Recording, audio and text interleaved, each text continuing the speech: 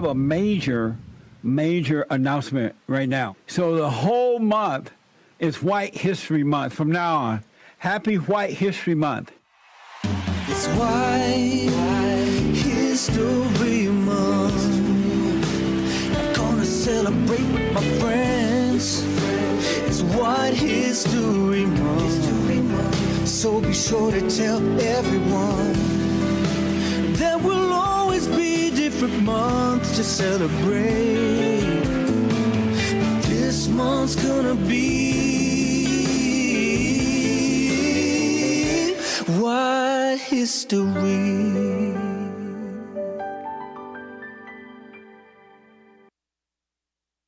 Uniting the races with truth instead of dividing them with lies. We're also rebuilding the family by rebuilding the man. I am Jesse Lee Peterson.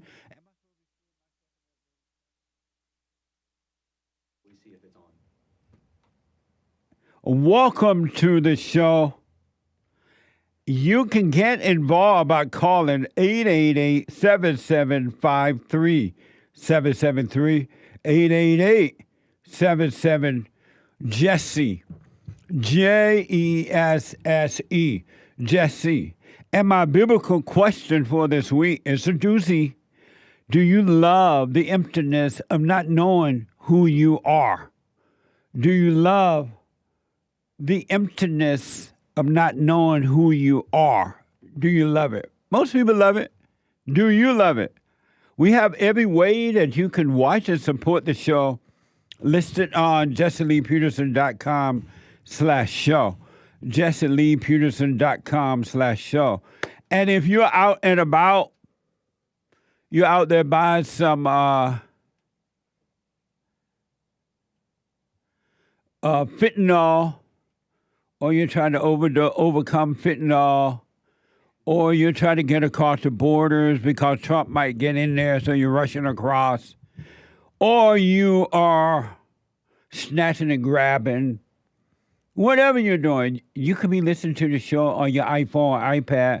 You can podcast the show, but you could be listening as well by calling the listen line on your iPhone or iPad at 605-615-4131. That's 605-615-4131. And to donate and have your comments read out loud, go to Buy Me a Coffee. buymeacoffee.com/JLP Talk or Bond JLP Cash App. All right. Manhood Hour is coming up in the third hour. And again, there's a line open if somebody wants it. You can jump in there at 888-7753-773, 888-77-JESSE, JESSE. So, he's here. We missed him last month. And he has a schedule change coming up, and we're working with his schedule. The one and the only, the one of the smartest white men on this side of heaven is here, Bill Lockwood. And Bill is here the last week of every month. Bill Lockwood is the host of Patriotic Pulpit and Bible Studies with Bill Lockwood. He's a preacher at Our Park Church of Christ. And I want you to support Bill. Really, I want you to make a donation to him. And we're going to tell you how to do that. American Liberty with BillLockwood.com. American Liberty with BillLockwood.com. And I have a lot to talk to Bill about today, and so do you. Bill, welcome back. Well, thank you so much, Jesse. It's great to be here with you. Yes, sir. We miss you. I like your background there. Oh, yeah. You know what? I have that Armor of God picture, and I usually have it in the classroom, but, you know, we're on summer break. Right. So, but anyway, yeah, that's a picture of the Armor of God. And for those who don't know what that is, what is the armor of God? Well, it's in Ephesians chapter 6 of the New Testament, where Paul tells us that we should put on the whole armor of God. So it involves, of course, he said, shod your feet with the preparation of the gospel of truth, take up the shield of faith, the sword of the spirit, the helmet of salvation, and so forth. And he just gives us a panoply of weaponry that is really the word of God, that we are to be defensive or be able to defend ourselves with the word of God against all the fiery darts of the evil one. Yeah. And so that's the idea here. So be strong in the Lord and in the strength of his might. Put on the whole armor of God, that you might be able to stand against the stratagems of the devil. For our wrestling is not against flesh and blood, but against principalities and powers, against world rulers of darkness, against spiritual hosts of wickedness in heavenly places. Well, the Christians don't seem to be putting on that armor because No, they do not. Christianity is losing. That's right. They have not been doing that. They have retreated into the recesses of defensive positions, and they've capitulated so many times. That's amazing. Yeah. Bill, before I get to Kamala Harris, I have a lot to ask about that. Where did you see the picture of the quote unquote Last Supper at the Olympic? I did. And I saw that. What was your first impression? What did you think about that? You know what?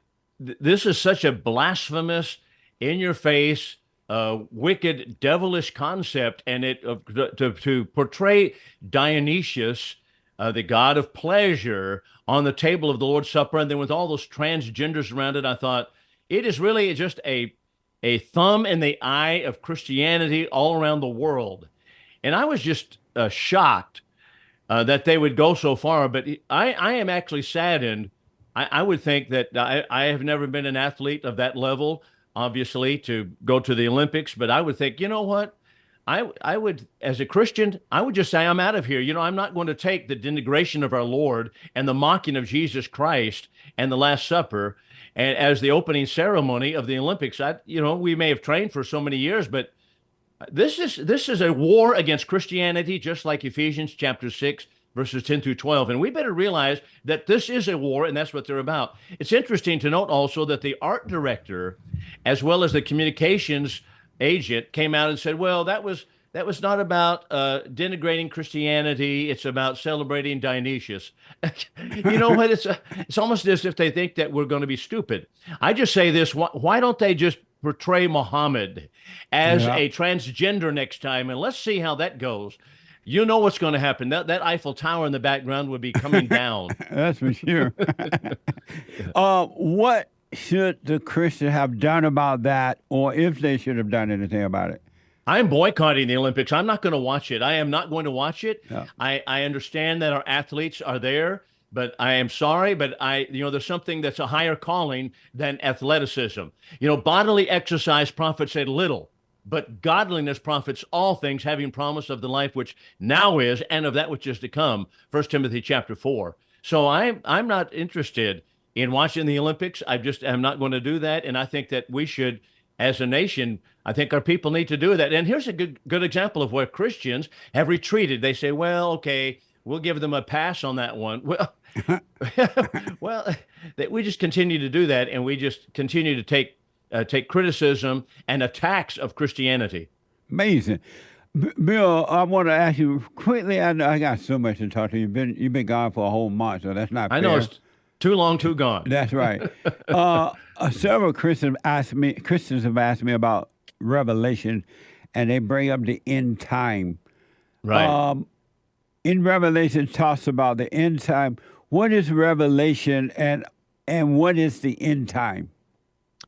Well, first of all, I appreciate you using the word revelation instead of revelations, plural, because it's not revelations, right? It's revelation.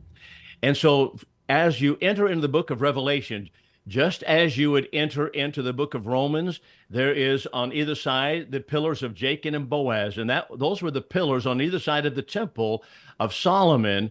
As you went into the temple of Solomon, you had Jacob and Boaz, a pillar on either side.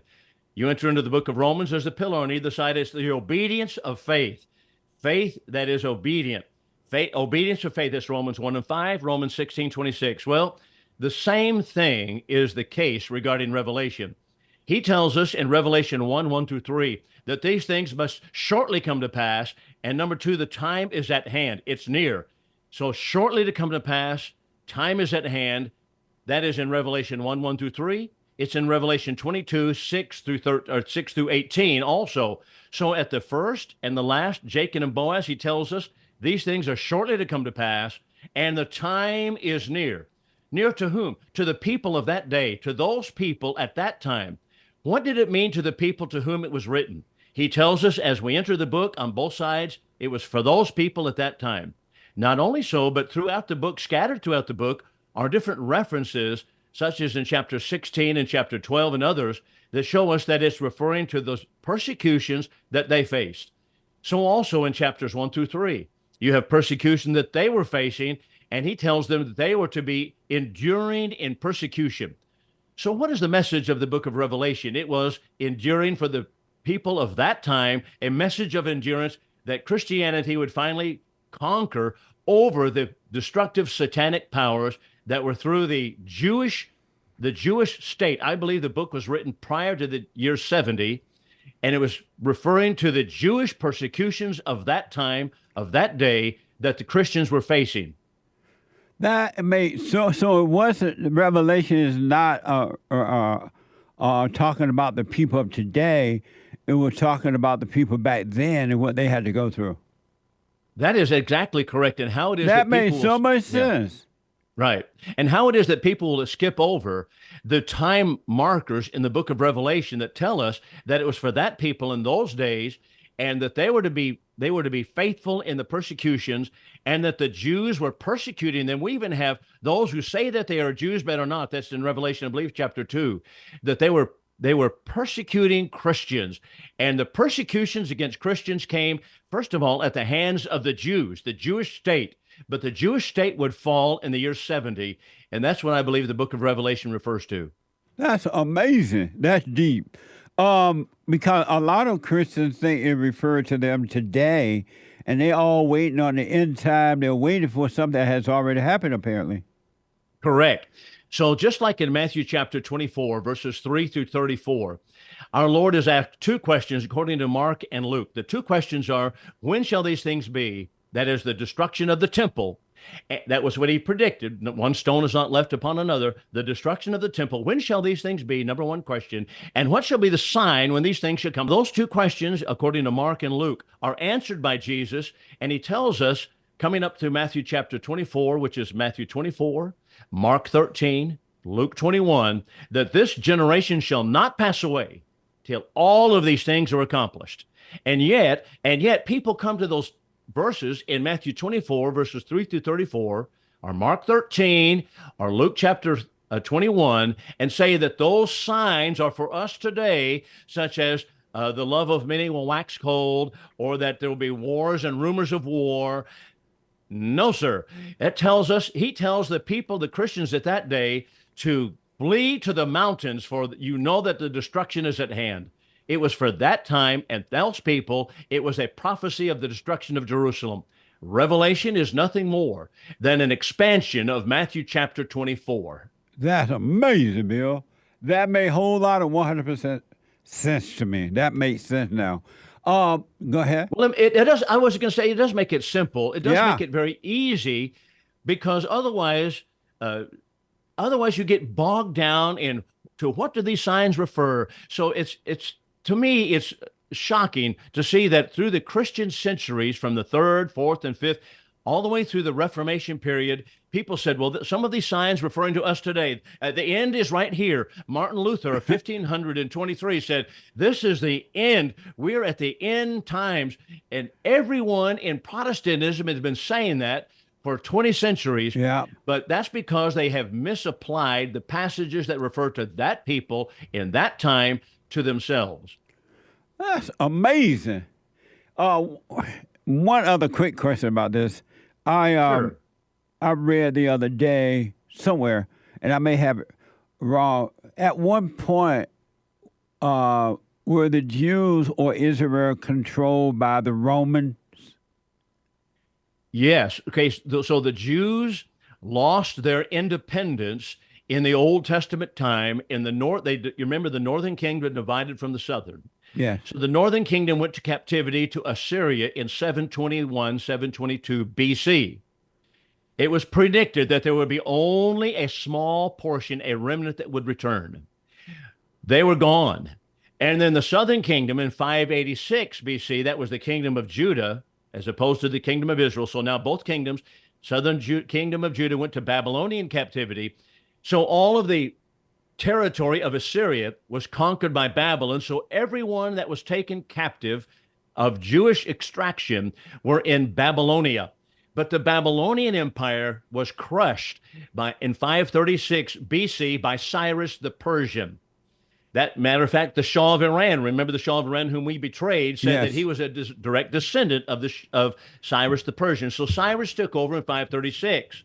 So now we have the Persian Empire that was in turn conquered in steps by the Roman Empire. And so when we come to the first century, the Romans controlled all of the Middle East. They controlled it all the way over to the Tigris and Euphrates River, and all the way back to Spain. They controlled it all. So the Jewish state was in the center of it, and they were actually controlled by Rome. So when the New Testament opens, they are tax collectors such as Matthew the publican, who was hired by the Roman government to collect taxes from his own people, but that's because they were under Roman rule. And the Romans controlled Judea. They'd never had independence again from the time of the Old Testament captivity, except a very short period where Judas Maccabees was able to throw off the yoke of the Persians. At that time, actually, it was Greeks, the Syrian Empire, and he threw them off for just a short period, but Rome came smashing in and took over. And so the Jewish state had never been in really full independence since the time of the early kingdom under the Solomon. And that's exactly what the prophets all said was going to happen, because the people were so sinful. You're going to lose it, and you're never going to retain it. Matter of fact, Jeremiah went before the people in Jeremiah chapter 19 and said, he has a clay pot. He said, he breaks it before the people. He said, as this pot is broken and cannot be made whole again, so this people will be broken and cannot be made whole again because of their sins. So they never had independence after that. Amazing. So when I went over to Israel, it was an amazing trip, by the way. Israel is located over there where it is. But at the time that it was ruled by Rome, or the Rome, right? Correct. Was Israel, the location where Israel is now, they were not there then? Was that same location there at the time? You mean the Jews? Yes. Yes, they were there. So the Jews lived in this area called Israel, where Israel is right now. And during the time that they were controlled by the Romans, they were already in that land. That's correct. They had been brought back from captivity in the Old Testament period, but only a small portion, a remnant, were brought back. And they set up a Jewish state that was actually under the suzerainty of the Roman Empire. They had permission. It was actually set up under the Persian Empire, and then the Greeks took it under Alexander the Great, and then the Roman Empire took it. But they were under the auspices, the umbrella of the Roman Empire, and Jews had a small portion. Many of the Jews, by the way, Jesse, never came home from captivity, and they stayed in Babylon. They liked it in Babylon. They grew up there, and they stayed in Babylon. So they had a Talmud, which was the Jewish commentary on the Old Testament law, the Mishnah and the Gemara, and they had the Talmud in Babylon. So they had a Babylonian Talmud and a Palestinian Talmud. And they kind of had arguments as to which ones were the more faithful, the ones that came home or the ones that stayed in Babylon. But be that as it may, there were Jews in Palestine at the time of the Roman Empire. But Jesus said it would be taken away from them and given to a nation, bringing forth the fruits thereof. Matthew chapter 21. When was Israel established in the 40s? The land of Israel, was that established in the 40s? That's correct. It was established, the state of Israel was established in the 1940s, but I hasten to add that is not, in spite of the fact that so many people and so many people in the pulpits tell us that is a direct descendant of the Jews from the Bible. They are not. They are actually from the Khazar kingdom, the Middle Kingdoms, and this is established clearly in history. One book that could be looked at is Arthur Kiesler, The 13th Tribe, who's a Jewish man writing. as well as Benjamin Friedman, a Jewish rabbi who wrote a manuscript in the 1950s saying, no, Jesus was not a Jew as the Jews are understood today. Those came from the Khazar kingdom, the Middle Kingdom. So what happened, the Jews were displaced by the Romans. There was a small group of them that stayed up on the coastline of the Mediterranean. And so in the Middle Kingdoms, on the steppes of Russia, they had such immorality, they hired Pharisees to come up and teach them, and they were converted to Judaism, and they are not bloodline Jews. There's not a Jew today that can trace his bloodline to the Jews of the Bible, period. It cannot be done. Why?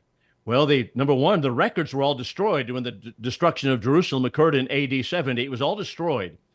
That's number one. Number two, Jesus said it would be taken away from them and given to another nation, another peoples. That would be Jews and Gentiles alike coming into the kingdom of God. The Christian is God's Jew today, Romans chapter 9, verses 22 through 24.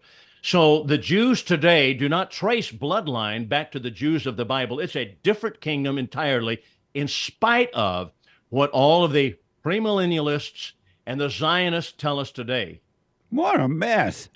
It is a mess. And so the Romans, were the Romans Christians? No, the Romans were pagan. Oh, they're pagan. That's right. Romans were pagan. And so they worship Dionysus, the Greek god Dionysus, just like they do in Paris Olympics. Oh yeah. Yeah, that's right. What? And so like now. So the Romans owned all that land before Israel was established into his own land. Am I right? That's correct. Well, the Romans, the Jews came back from captivity in 536 BC. Yeah. This was 70 years after they first went. So they came, Jeremiah said it would be 70 years. So they came back, a small portion came back, and they established a Jewish state underneath the control of the Persian Empire. The Persians, however, were taken over by Greeks, Alexander the Great, and the Jews became a client state of the Greek Empire. Then the Romans conquered the Greeks, and the Jewish state became a client state of Rome. Oh, okay. And so how did the Palestine get involved with all this?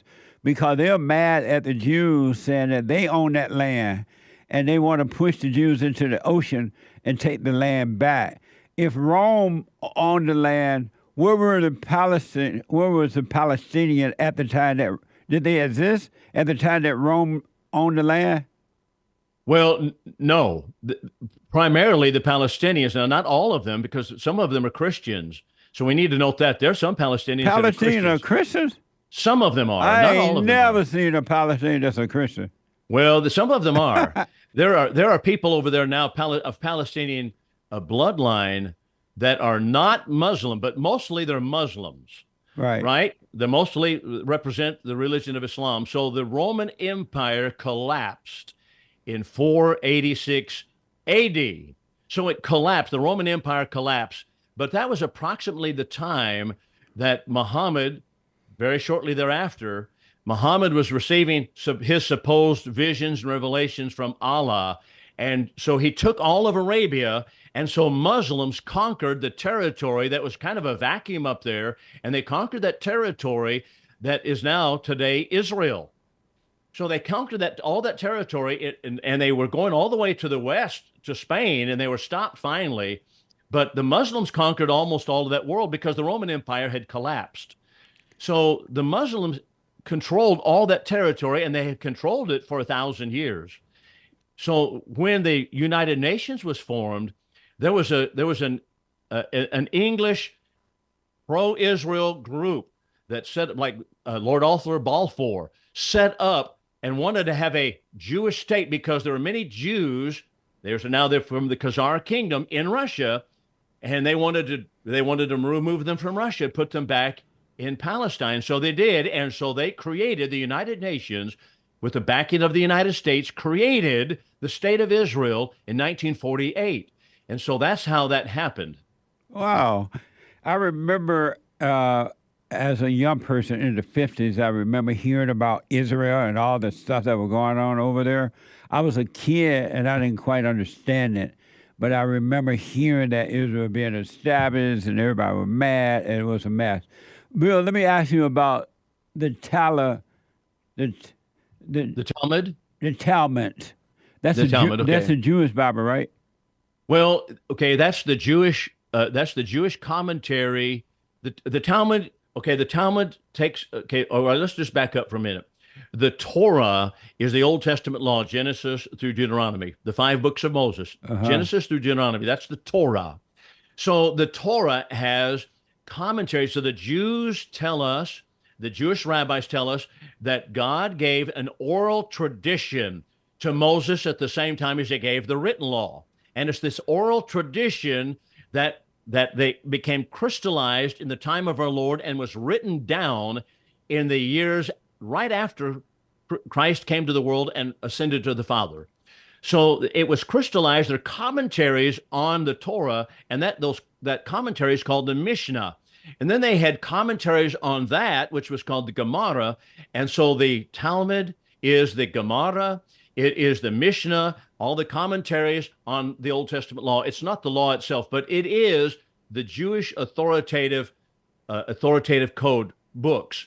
And they are like, I have a whole set of them in this, like, I've forgotten how many volumes, maybe, but something like 30 or some odd volumes of these commentaries, which are the authoritative ruling regulations of Judaism, the Talmud. I hear a lot of white people, especially white guys, especially maybe some white girls too. They say, Jesse, you need to read that Talmud Bible thing you just mentioned. Yeah. I guess that's the one. And they said the Jews hate the Christians, and you should see how badly they speak of the... Is it the Talmud, right? Yes, it is the Talmud, yeah. They were saying you should see how bad they speak of the Christians, and they hate the Christians. And so a lot of white people, white guys, mostly white guys it seems, are mad at the Jews because they read that book, and now they think that the Jews hate the Christians. What's the deal with that? Okay, the Talmud does have many, many hateful comments regarding Christians and blasphemous comments regarding Jesus Christ. Now, I want to say at the first, that doesn't make me hate Jewish people or hate those who are attached to the Jewish religion, but it is something that people need to know. The Talmud is filled with, or I should say it has many comments regarding very blasphemous comments regarding Christ. In the book, for example, one is called the Sanhedrin. Sanhedrin chapter 42, it tells us that Christ was, and this is spoken of many times in the Talmud, that Christ was a bastard son, that he was actually bastardized by a Roman soldier by the name of Pandira. It tells us that it does tell us that he had certain disciples and he practiced magic when he went to Egypt. That's interesting because they do know that our Lord was in Egypt. So they tell us that he was in Egypt, that he practiced magic, that he died like a beast on a dirt heap of sewage dirt heap on the cross, that he was crucified justly because he misled the people, that he himself, it just goes on and on about how really ugly, matter of fact, when I have preached on it, I've had to cut out some of the comments because it is so ugly. I think I don't feel comfortable in a pulpit speaking about, or just even reading the quotes on the screen from the Talmud about Christ, but it is very, very blasphemous and hateful about Christians. As a matter of fact, hold that thought, Bill. Hold a matter of fact thought. All right. Back in a moment, folks. Hey, Back in a moment. Before I ask my question, I want to thank you so much. The silent prayer. You know, I'm 50 years old. At home, we have a 16-year-old, 14-year-old, and a 10-year-old. And I got to tell you, introducing the silent prayer to my family, instead of just sitting down and saying the same old prayer over and over again before we eat our meal, to just be silent, bringing all thoughts into captivity. Brother, that has been such a huge, huge blessing in our lives. I just want to encourage anyone to try that out. It's amazing to look around after we've done our silent prayer before we eat, to see the excitement in my kids' faces, like, oh yeah, Dad, I had a bunch today. Or the other one will be like, yeah, you know, I had a couple things that I've been thinking about. It really takes root, Jesse, and so I want to thank you so much. And ever since then, it's been absolutely amazing. So thank you so much. You're welcome, Tony. Stay with it. Stay with it. Stay with it. You're going to know God and His love. It's going to be amazing, man.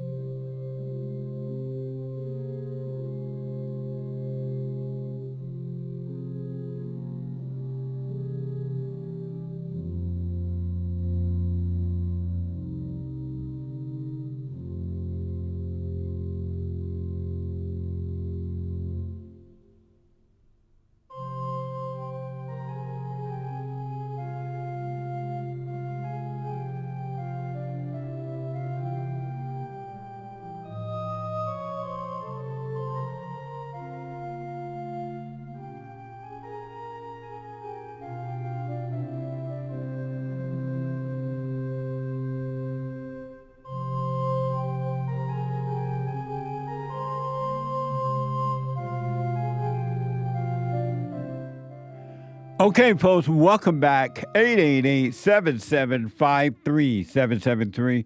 888-77-JESSE. For personal shout-outs, I do shout-outs for you. Weddings, birthday shout-outs, encouragement, congratulations, whatever the shout-out is, I'll do it for you. They're amazing. You can go to Cameo, CAMEO.com/Jesse Lee Peterson, CAMEO.com/Jesse Lee Peterson for your shout-outs, all right? And check out our merch at rebuildingthemand.com/store. Amazing merch. Talking to Bill Lockwood, and he didn't know I was going to ask all these questions. I just asked about the Bible and Israel, and it's interesting to me because a lot of stuff I just didn't know. And when I hear it, though, it reminds me of the battle that's happening between the blacks and the whites today, and races are fighting one another over something. Every race got something to be mad about, right? So it just reminds me of that. Bill Lockwood is here. Bill, tell the folks, I want the people to go to your American Liberty with Bill Lockwood and make a donation. Tell people how to help and your website and whatever you want to give out. Yeah, thank you for that, Jesse. Yeah. Well, the website, and I don't keep it alive with articles or anything, but it is AmericanLibertyWithBillLockwood.com. AmericanLibertyWithBillLockwood.com. And there's a button there that you can donate on that button. So that's how you can donate to the program or donate the material that I put out on the radio. But the podcast I do is called Patriotic Pulpit. It's a .com, patrioticpulpit.com. It is on a Spotify app as well as Amazon Music app, as well as I have a YouTube channel that's Patriotic Pulpit. So that's where I put out most of the things. But regarding the when I preach in the pulpit, it's also out. So all this material we've talked about regarding the Jewish or the state of Israel and the history of it, what the Bible teaches, all of that you can find on my sermon material, which is, you can find that on Bible Studies with Bill Lockwood. I'm at the Iowa Park Church of Christ, but it's Bible Studies with Bill Lockwood. And those sermons can be found there. Amazing. One last question about this. Okay, that's all right. What is Talmud? The Talmud. Do all Jews support the Talmud? Well, I don't know what degree they do, but the Jews are divided into more Orthodox Jews and the more liberal leaning Jews, which are not quite there because there are a lot of Jews that are not faithful to the Talmud and the teaching of the rabbis. They are not that way. So they're Reformed Jews and so forth. As a matter of fact, just think about like people like David Axelrod. David Axelrod, basically pro-communist, mentor of Barack Obama. He's a Jew. Well, a lot of communists in the past were Jews. And how did that happen? Karl Marx was a Jew. Friedrich Engels, a Jew. So also was Vladimir Lenin, a Jew. These are all Jewish people, but they are not the Orthodox Jews. They were actually of a more liberal strain. So I don't know that I would say that all Jews are faithful to the Talmud. Because there are Jews who believe in Jesus, right? Jews for Jesus. And so there are some who say that. That's correct. And those Jews would not be in support of the Talmud and what is going on there, right? No, as far as I know, they don't support the Talmudic teachings. However, I will add this, that they are mistaken and they're in error in their belief that the land of Israel still belongs to the Jews and that the Jews continue to be God's people. The Bible shows us explicitly on a number of occasions that the Jews are no longer God's chosen people. They were chosen, and that was the promises given to Israel were conditional. And they were conditional based upon their faithfulness to God. But they were unfaithful and they lost that. And today the New Testament teaches us that God's Jew is the Christian. I mentioned that in Romans chapter 9, 22 through 26, right, where he tells us very plainly that the Jews and Gentiles together, they are my people. And he quotes Hosea the prophet to show it that they are now my people. And in the place where it said unto them, you are not my people, there shall they be called the sons of the living God.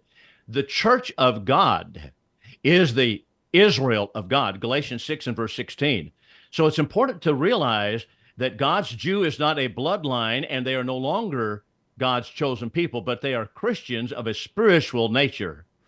How would, whether Christians or Jews, how would a person know or a people know that they are the chosen of God? How would you know that if you're a Christian, God ain't down here having no lunch with you? Well, you know what? Because God has told us exactly what we need to do to become a Christian. We need to hear the gospel. We need to believe the gospel. We need to repent of our sins. This is the first gospel sermon in Acts chapter 2. And then we need to be baptized for the remission of our sins. That's the immersion in water. Peter tells us and told those people who are Jews who had sinned and murdered the Son of God, he said to the ones who already believed on him, they already were believers, they said, what must we do to be saved? He said, repent and be baptized, every one of you, in the name of Jesus Christ for the remission of your sins, and you shall receive the gift of the Holy Spirit. So their conditions of becoming a Christian are faith, repentance, and baptism into Christ. And so when that takes place, no longer are we part of a physical family of Jews, but it is a Christian family, and it is now a new family of God, the church of the living God, which is the Israel of God. So that's how people know, but you have to simply read what the New Testament teaches. I noticed that over the years of doing radio and speaking to people, every race in one form or another believe that they're the chosen. You just meant the Jews believe they were chosen. Now you're saying the Christians were chosen. The black Israelite people believe they were chosen. The Mormon believe they were chosen. The Allahu Abba people believe they were chosen. Why is it that everybody believed they were chosen? How did that mindset come about? I don't know how to ask that question. How come everybody think they're the one that was chosen and now they're fighting over it? Well, okay, so what is the authoritative standard that it answers all questions? It would have to be, and it is the Bible, so we're going to have to go back to the Bible. And I am willing to defend the Bible in front of Islamic crowds and Muslim crowds. I'm willing to do that, but it's hard to get people to defend the Quran today because it is an uninspired statement by Muhammad. He was not a prophet. He's a false prophet. He did not receive a revelation from God, but he himself, by the way, he himself was tutored by a Jewish rabbi. So many of the laws that he put into the Quran mirror what is in the Talmud. And that is easily seen. So the Talmud, he said, okay, we're the chosen people. Who are the chosen people? The standard that answers all questions, Jesse, has got to be the Bible. And so we have to go back and settle ourselves. What does the Bible teach? The Bible teaches that God chose the Israelites simply to bring about Christ to the world, but it was always his plan, according to Romans chapter 9, he chose aforetime that those who would come into Christ, they are his people. And he tells us that in so many words there. So God chose aforetime, that is, he chose beforehand. Actually, in that text, Romans chapter 9, 22 to 26, he tells us, what if God, willing to show his wrath and make his power known, that is against the Jews, because they have murdered now the Messiah. What if God, willing to show his wrath and make his power known, endured with much long suffering vessels of wrath, that is Jews, fitted for destruction, that he might make known the riches of his glory upon vessels of mercy, which he afore prepared unto glory, even us, whom he also called, not from the Jews only, but also from the Gentiles. As he saith also in Hosea, I will call that my people, that was not my people, and her beloved, that was not beloved. And in the place where it said unto them, you are not my people, there shall they be called the sons of the living God. Who are they? Jews and Gentiles who come into Christ. Nationality, regardless. It doesn't matter whether they're Jewish origin, of an Arab origin, a black man, or a white man, or an Indian. It makes no difference. Coming into Christ, they're God's people. I've noticed that. And then, Bill, I want you to be quiet about this because we can go on and on. Okay. All right. We can go on and on. Have to shut me up, huh? It's so interesting, man. It's so interesting. And I could go on and on about it. I'm just sorry that I wasn't invited to be on the Manhood Hour. We're going to have you. I know we talked about that in the office. I say, hey, can I be on the Manhood Hour? They says, no, you're not on the Manhood Hour. We're going to straighten that out. That's all right. Two questions. I noticed that during Christ's days on earth, when they didn't recognize who he was, I noticed that it wasn't the Jewish people, for the most part. It wasn't the Jewish people that didn't recognize Christ. It was the rabbis who didn't recognize him. And they were upset that the people recognized him, because when they were upset at the people for recognizing Christ, they were starting to wake up. They were starting to understand what spirituality, put it like a better word, was all about. And the people were turning against the rabbis. They had started to think for themselves. They started to know God for themselves rather than trying to know God through the rabbi. And the rabbis didn't like that. And so they plotted to get rid of Jesus because Jesus was affecting their status, for lack of a better word. You know, being respected as rabbis, everybody looking up to them. And they didn't like the fact that he was exposing them in that way. And so they went to the Roman soldiers and they went around to the military to try to encourage the military to help them to get rid of Jesus. So it wasn't the people that Christ seemed to be talking. It seemed like he was talking about the rabbis at the time, that they were the one that wanted to crucify Jesus, not the people, the Jewish people. Am I right or wrong? Well, okay, I would say it this way. The Jewish rabbis did indeed despise their own people. In John chapter 7, they said, this people, they were following Christ, this people that knows not the law are accursed.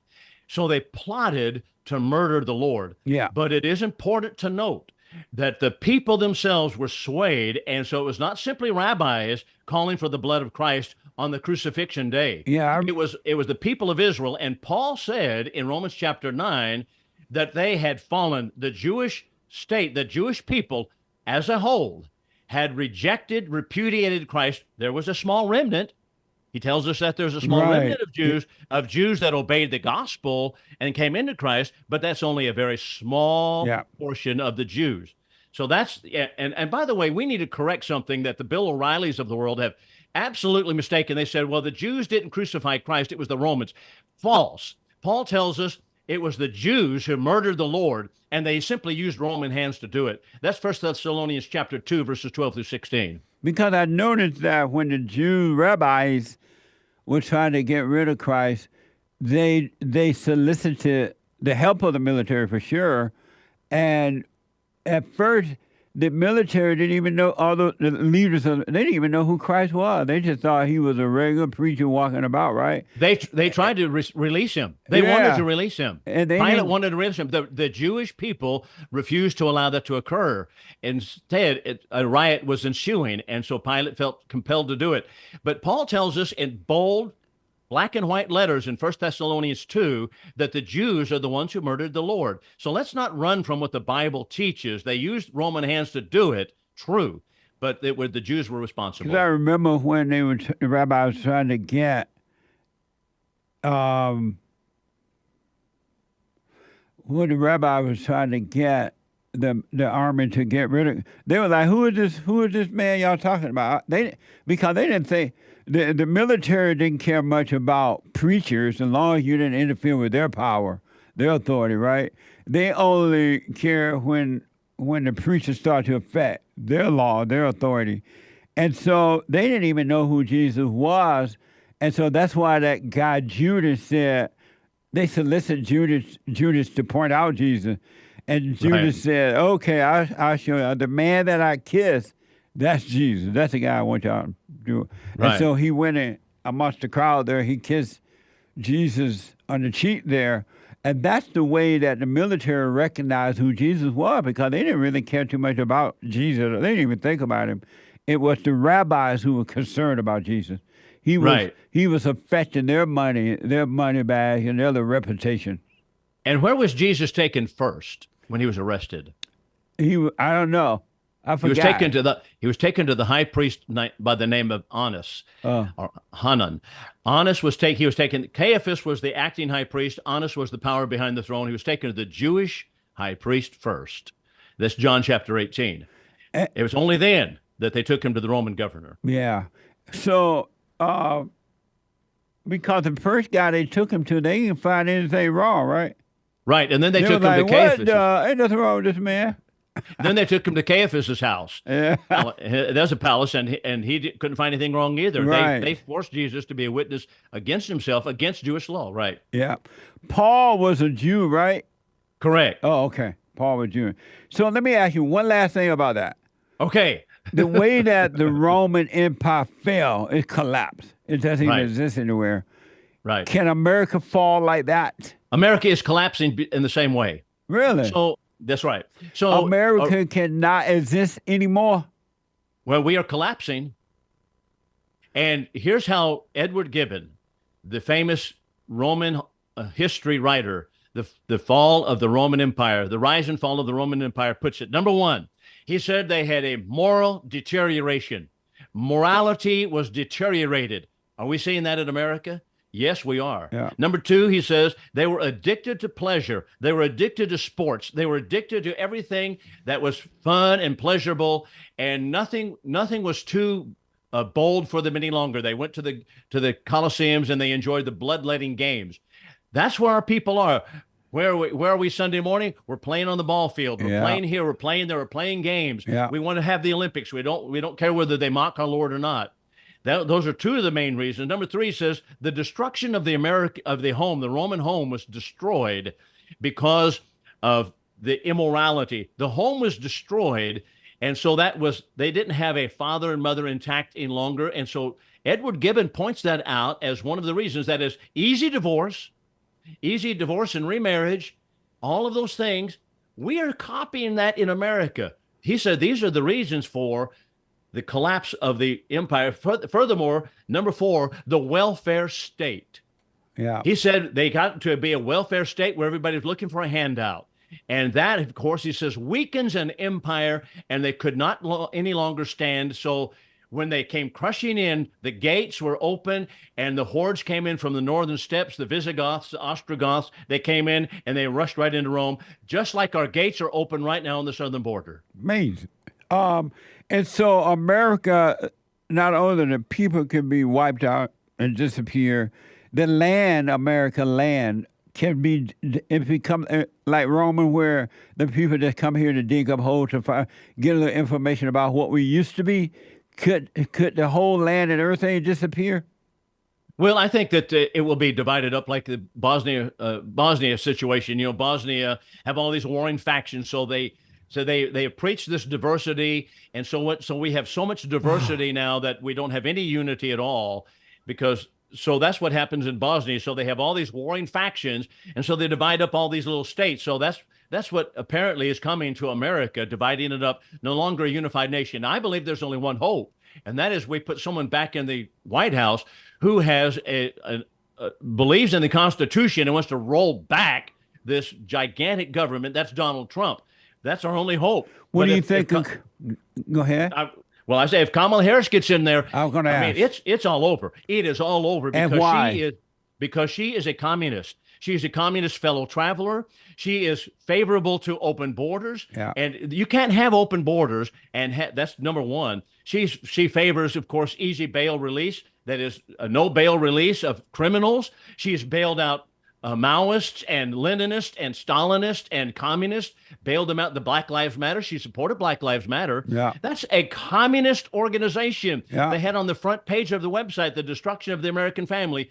She put it out that she wants to destroy, or she wanted to bail out of jail, rather, those people who are destroying the police stations and burning down private property. And she put out that she wanted to bail them out. That is said it. Now the mainstream media wants to cover all that up. She is a fellow traveler of communists. Her father was a communist, basically. So also is her husband. All of these people are, and the people that she has mentored when she was DA in San Francisco, communists. One woman was Latifah. What's her name? Latifah.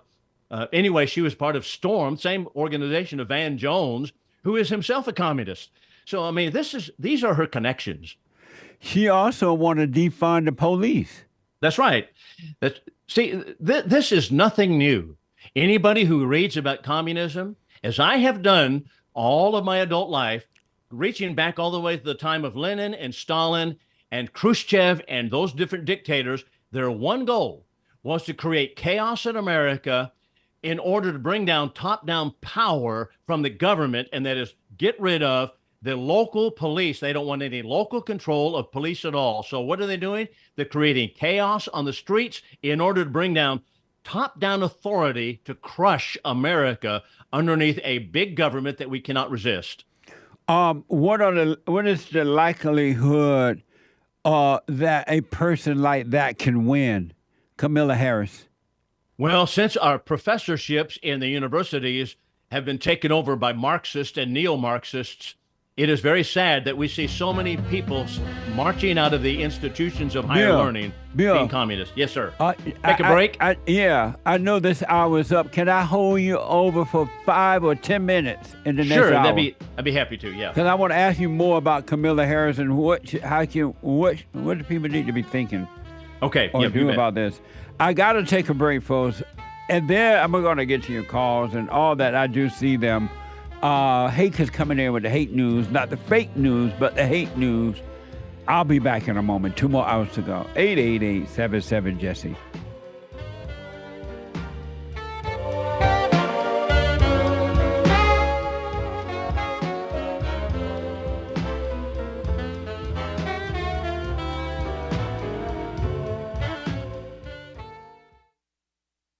I have books that are amazing.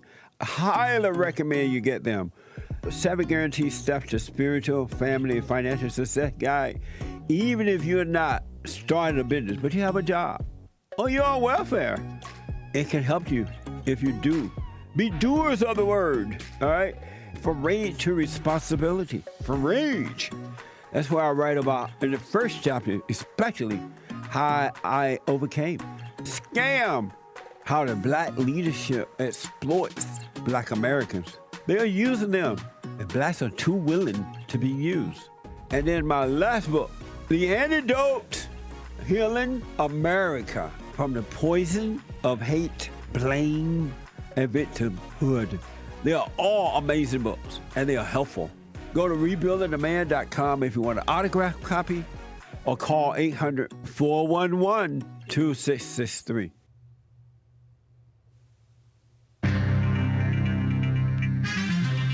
A whole lot of mess going on in the world. This is the end of hour 1 of the Jesse Lee Peterson Show. It is Wednesday, July 31st.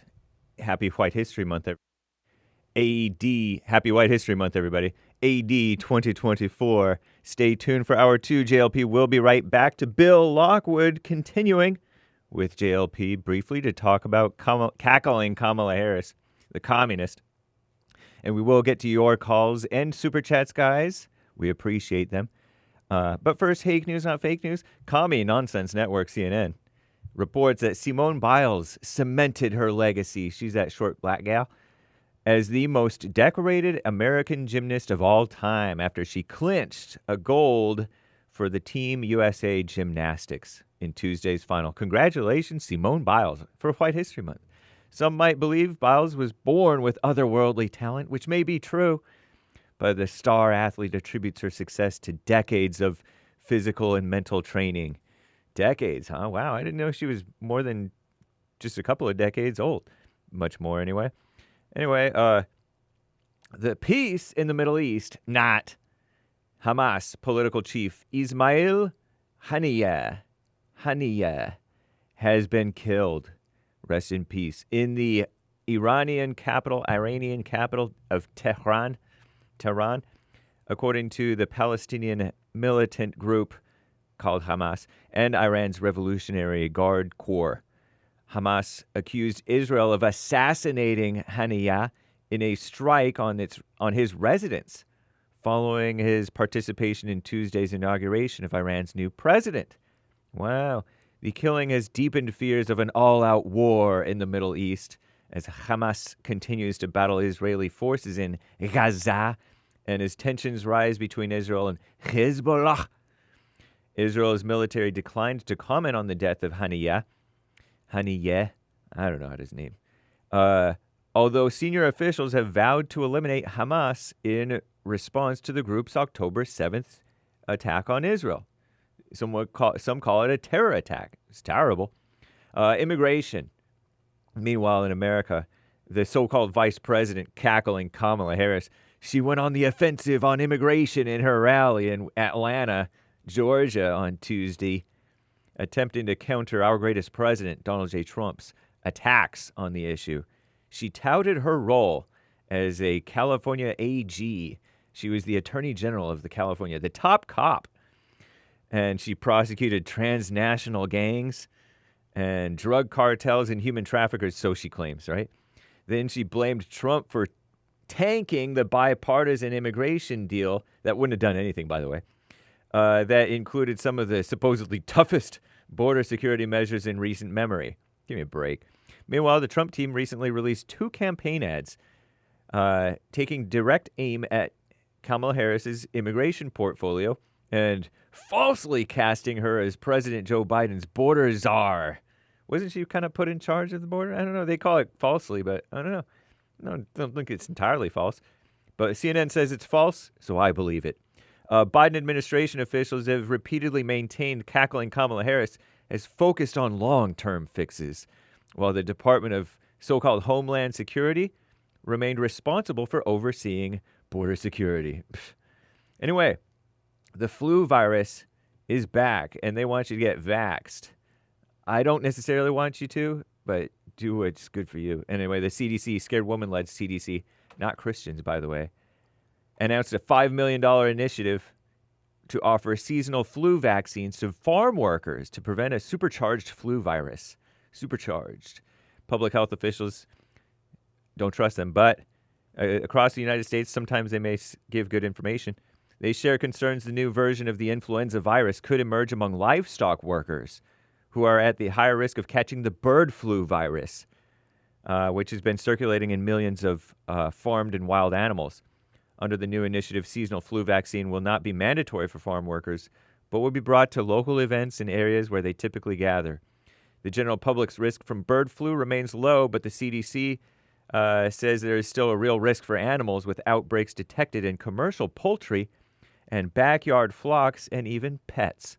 So be careful, people, with your animals. I'm James Hake. Now back to JLP and Bill Lockwood, Hour 2.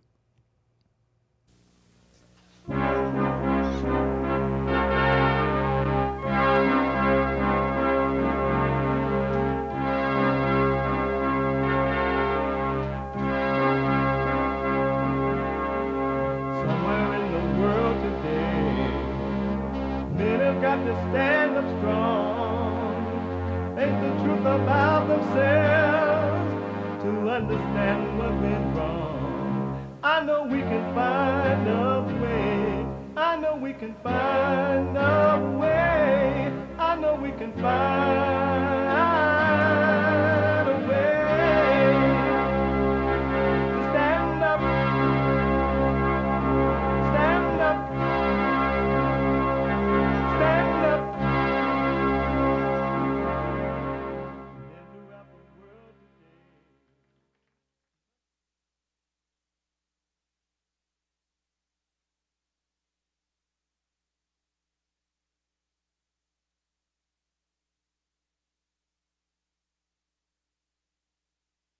Uniting the races with truth instead of dividing them with lies. We're also rebuilding the family by rebuilding the man. I'm Jesse Lee Peterson. Welcome to the second hour already. You can get involved by calling 888-7753-773, 888-77-JESSE. And if you're busy and about, you can podcast all the shows, but you could be listening while you're doing whatever you're doing, working out, laying up at a beach, beating up somebody, running after the police, and the police running from you. You could be listening to the show.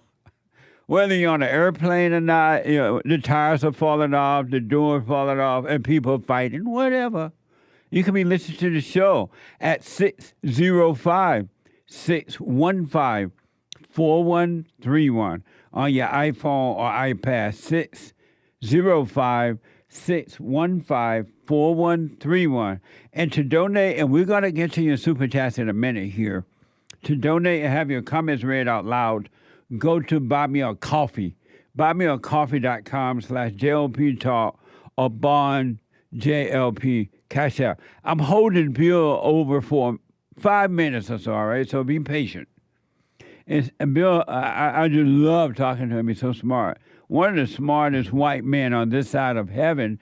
And Bill Lockwood is the host of Patriotic Pulpit and Bible Studies with Bill Lockwood. Also, he's the preacher at Our Park Church of Christ over there in Texas. And his website is American Liberty with Bill Lockwood. So check it out and support him. Make a donation. All right, make sure you donate something to it. You're doing a lot of work. Bill, thank you for hanging over for a minute. I know you didn't expect it to stay over, but I do appreciate it. That's all right. No, I'm happy to do it, Jesse. You've always been so good to me. I appreciate you. Thank you, buddy. So I want to, happy White History Month, by the way. Okay. Okay, is this the last day of the month? I guess this is the last day. July just feels white. Well, okay, I just feel good about it. White history. And July will always be White History Month. This is our 7th year celebrating it. So I want to ask about Kamala Harris, the so-called woman that want to run for president. Is there a possibility that the American people would vote in a person like her, leading to their own destruction? I believe so. Barack Obama was a fellow traveler of communists. He began his campaigns with Bill Ayers, who is a communist, and he began it in his house. And so he was, of course, the famous Weather Underground or infamous Weather Underground murderer and communist. And so that's how Barack Obama began his campaign. And so Kamala Harris is exactly the same way. Barack Obama had all of his people around him, the David Axelrods of the world. Yeah. They're all fellow travelers. The same thing. And this is why Kamala Harris has so much support from people like the Barack Obamas, apparently, because she also is a fellow traveler of communists. And she has been with Marxists and neo-Marxists all of her life. That's how she has gotten where she is, because she has been a fellow traveler of Marxism. And Marxism has one goal: destruction of the freedom of the United States. It is based upon atheism. I tell people, Christians better wake up, because Marxism begins with and ends with atheism.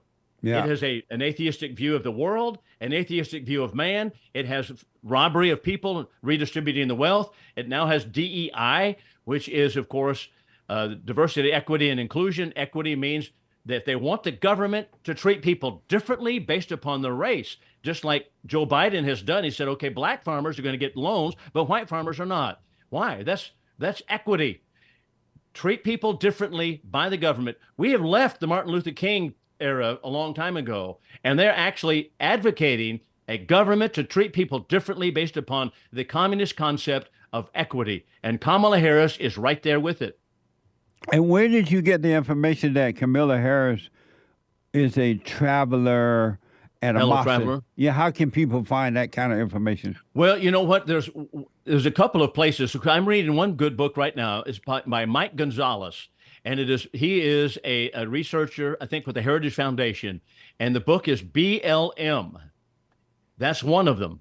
Then you can also read from a great researcher today is Trevor Loudon, Trevor Loudon. He stays on top of communism so well that he exposes all of these links, and it's very easy to find. So reading Trevor Loudon, reading Right. Mike Gonzalez and others, you can go and start looking at, okay, I want to go find out about the woman, for example, that I was referring to earlier when Kamala Harris was a DA in San Francisco, was Latifah, I guess a Simon or a Simone, Simon, but she was a part of STORM, STORM, and that is Van Jones's organization. He's an out-and-out communist, now a commentator on CNN, but Yeah. he's a communist, he's pro-communist, but she ties right in with that because she herself sponsors or was a mentor to the Latifah Simon. Her parents were part of the Afro-American League or African-American, it was called Afro-American Association. And they had as their people who were models for them were Che Guevara and Fidel Castro. That's the kind of background she has. Angela Davis, who was a out-and-out communist, Black Lives Matter, one of the Black Lives Matter persons who passed on the baton from the Black Liberation Army to the Black Lives Matter, Alicia Garza's, Kamala Harris supported them. She asked everybody by means of her Twitter account to bail out Black Lives Matter, pro-Marxist terrorists in America that were destroying public property and private property, and she asked them to bail them out. This is the kind of person that she is. How about also Karine Jean-Pierre? She was a part of an organization in New York that was supporting Haiti, which was a pro-communist organization. And Kamala Harris was instrumental in bringing her into the Biden White House. And so she got to be the White House spokesperson because she, as she said for the first time she was out there, I'm Black, I'm a woman, and I'm a lesbian. And so that gives her a step up because that's what equity is all about. And according to Wikipedia, Kamala Harris' father, Donald Harris, is a Marxist economist, professor, a Jamaican who taught at Stanford. Correct. And you mentioned Trevor Loudon. I had him on the show before. He's been on my show, so I know who you're talking about there. Okay. And you mentioned that Kamala Harris supported Black Lives Matter protests, and it was reported she tweeted how to help bail out the rioters. And Karine Jean-Pierre, whatever her name is Biden's spokeswoman. Correct. Yeah. How come blacks are so radical? Well, you know what? The book that I am currently going through, Mike Gonzalez on BLM right now. Now, I've read another good one by Christopher Rufo about cultural Marxism. It's probably one of the best books I've read on communism, Marxism, neo-Marxism that I've ever read. But this one, Mike Gonzalez, called BLM, it's about, I think the subtitle is How Radical Marxism Takes America or something like that. But anyway, BLM by Mike Gonzalez. But they explain all of this.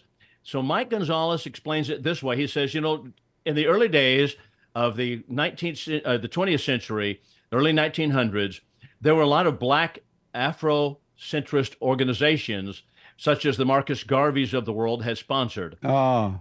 But the communists tried to get in. The Soviet Union immediately, because Karl Marx was from the 1860s, Karl Marx had put out his tentacles everywhere, And so the Soviet Union put spies and influencers into the United States particularly to get the black people to be against the whites, because there was a natural fissure, a natural division between whites and blacks.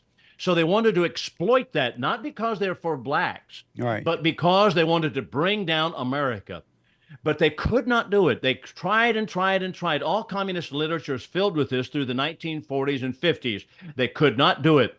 But then the 1960s happened and things turned around, because at that point, then we have the black radicals such as Eldridge Cleavers and others such as, well, of course, Angela Davis, that we mentioned, Angela Davis, who was actually just a neo-Marxist.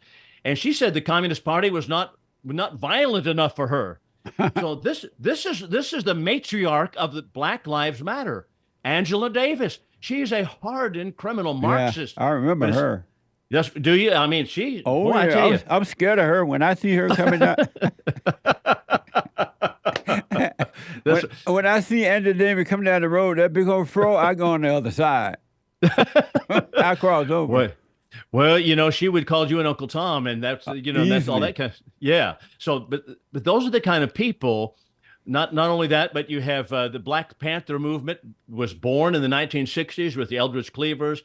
They were actually came right out of the communist movement, and so Eldridge Cleaver's book Soul on Ice, which I finished last month, is just a straightforward communistic display. He was all communism, Maoist, Stalinist, and he wants the destruction. They want violence. Karl Marx wanted violence, and a lot of people coming out of the universities today tell us, well, Karl Marx was just a philosopher and he didn't want violence. That is false. That is the bunk that they're being taught by Marxist professors. The last line of the Communist Manifesto tells us that workers of the world unite, and it is their goal to bring down by force the institutions that are now existing.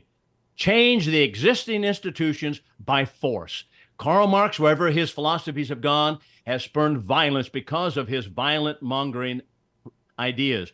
So exactly, the blacks were inspired by that, such as we have in the 1960s with the Black Panther Party and other parties that were spawned by them. Right. So that's exactly what happened. So now these are the background people of Kamala Harris. That's amazing.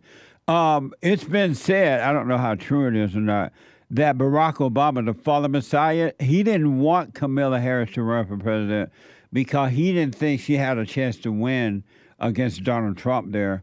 And that he was not, according to the report, I don't know, but he was not going to endorse her. He wanted to have a big deal over at the convention coming up to try to find someone else, I guess.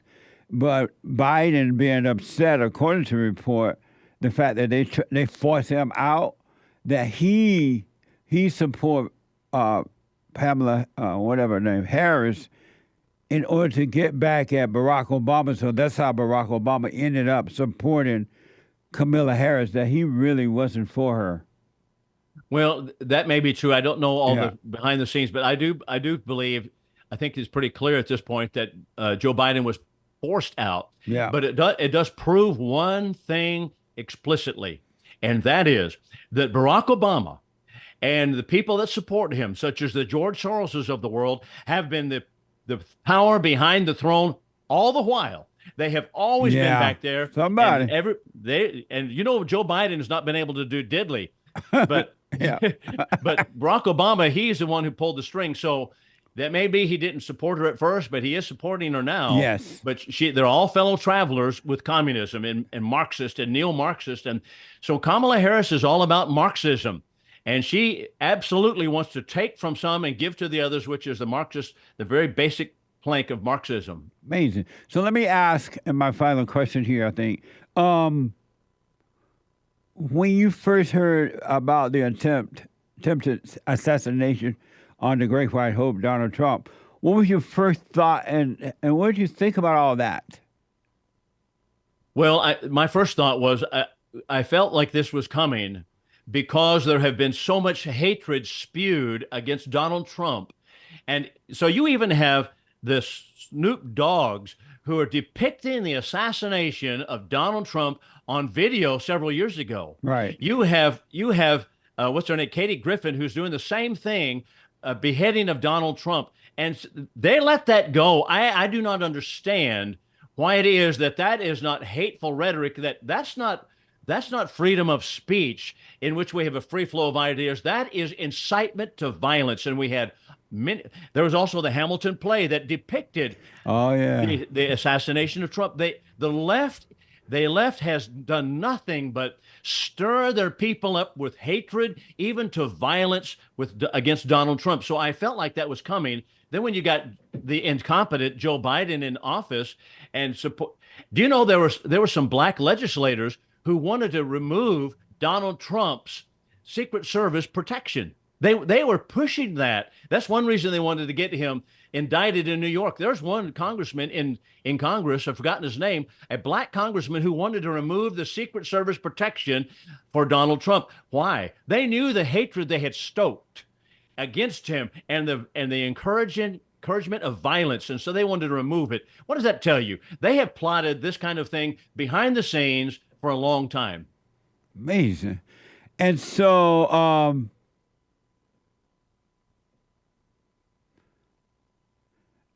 Hake is telling me something here. Hold on. Uh-oh. You're in trouble now. Uh-oh. Okay. Hey, I don't know what you're saying. What's he saying there? Hey, come here for a minute. I'm going to have Hake come in because he's white. Yeah. His comments isn't he a good guy? Yeah. I really like James Hake. What a great man you have there with James Hake and all your staff. Yeah, I'm very fortunate to have Hake. I'm telling you, man. I don't take him for granted at all. These guys are great, Jesse. I tell you. Yeah, I'm very fortunate. Hey, what are you saying? It was the Julius Caesar play in which they stabbed Trump to death. It wasn't necessarily. I don't know about Hamilton. I know that they were blacks, and they wanted to. I know they hated Trump, but well, they depicted the assassination of Trump as being Caesar, and so that's what they depicted it. Yeah, so they actually fomented the very concepts of assassinating the president. So this is amazing. Can you imagine that if we got out there and depicted in a play the assassination of Muhammad, or the assassination of Barack Obama, or the assassination of Joe Biden, or Kamala Harris? Can you imagine what the left would lose their little minds, the little mind they have left? They would lose it. Yeah. Yeah. That's for sure. Yeah, they showed him like they're basically stabbing Trump to death. Right. Because Caesar was dressed up as Trump. It looked just like Trump. It was ridiculous. Yeah, that's right. Shakespeare in the Park. Amazing. Bill. Yes, sir. Your prediction about November. Who will win? Well, I believe Trump.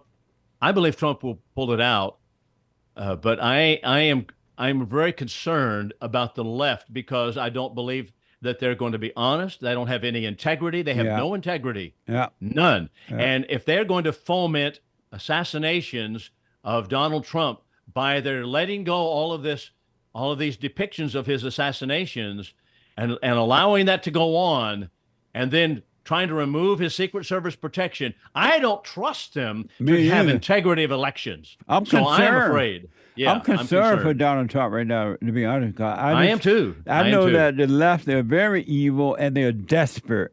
And desperate person or a desperate people would do anything to get what they want, to maintain power or whatever. You know, socialist George Clooney the other day came out and said, Donald Trump is not going to be president again. Amazing. Yeah. So now, see, he's on the inside track. He's one of those big funders. He's in the international community.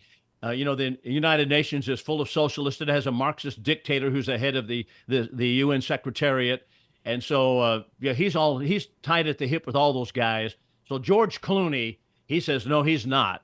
So, they talk like they know something that we don't know, and that makes me concerned. That's why I'm telling the people who all supported Donald Trump, I don't know how the outcome is going to happen, but I'm telling them don't be angry so that they don't overreact. Because if they overreact, the Democratic Party, the socialists, as you mentioned, they're gonna lock up all the Trump supporters and throw away the key. They're going to have martial law. They're going to have all kinds of stuff, and they're going to lock up Trump. So even I don't know how it's going to go, but stay away from the anger so they don't overreact, because that's what the Democrats want Trump supporters to do. They want them to overreact and do something crazy. That's right, just like January 6th. Yeah. For the most part, I know a lot of people that were there, and it was all peaceful. They did have some that broke in, and that was wrong to break into it. No one denies that. But the only person that died was Ashley Babbitt. She was a protester. I remember that. She was the only one who died at the hands of a Capitol Police, and yet he's never been held to account. Killed the woman. What a mess. Bill, tell the folks how to get to your website, how to support you and everything. Sure. Thank you for that, Jesse. Well, the website is AmericanLibertyWithBillLockwood.com, and there's a donate button there, American Liberty with Bill Lockwood. But the podcast is called Patriotic Pulpit. It's on Amazon Music app. It's on Spotify app. We have a YouTube channel also that is Patriotic Pulpit. American Bible Studies with Bill Lockwood is also where I preach at the Iowa Park Church of Christ. Man, how you read so many books and your brains haven't blown out yet? Well, you know what? I try to read about, I try to get 50 a year in, but I don't quite make it.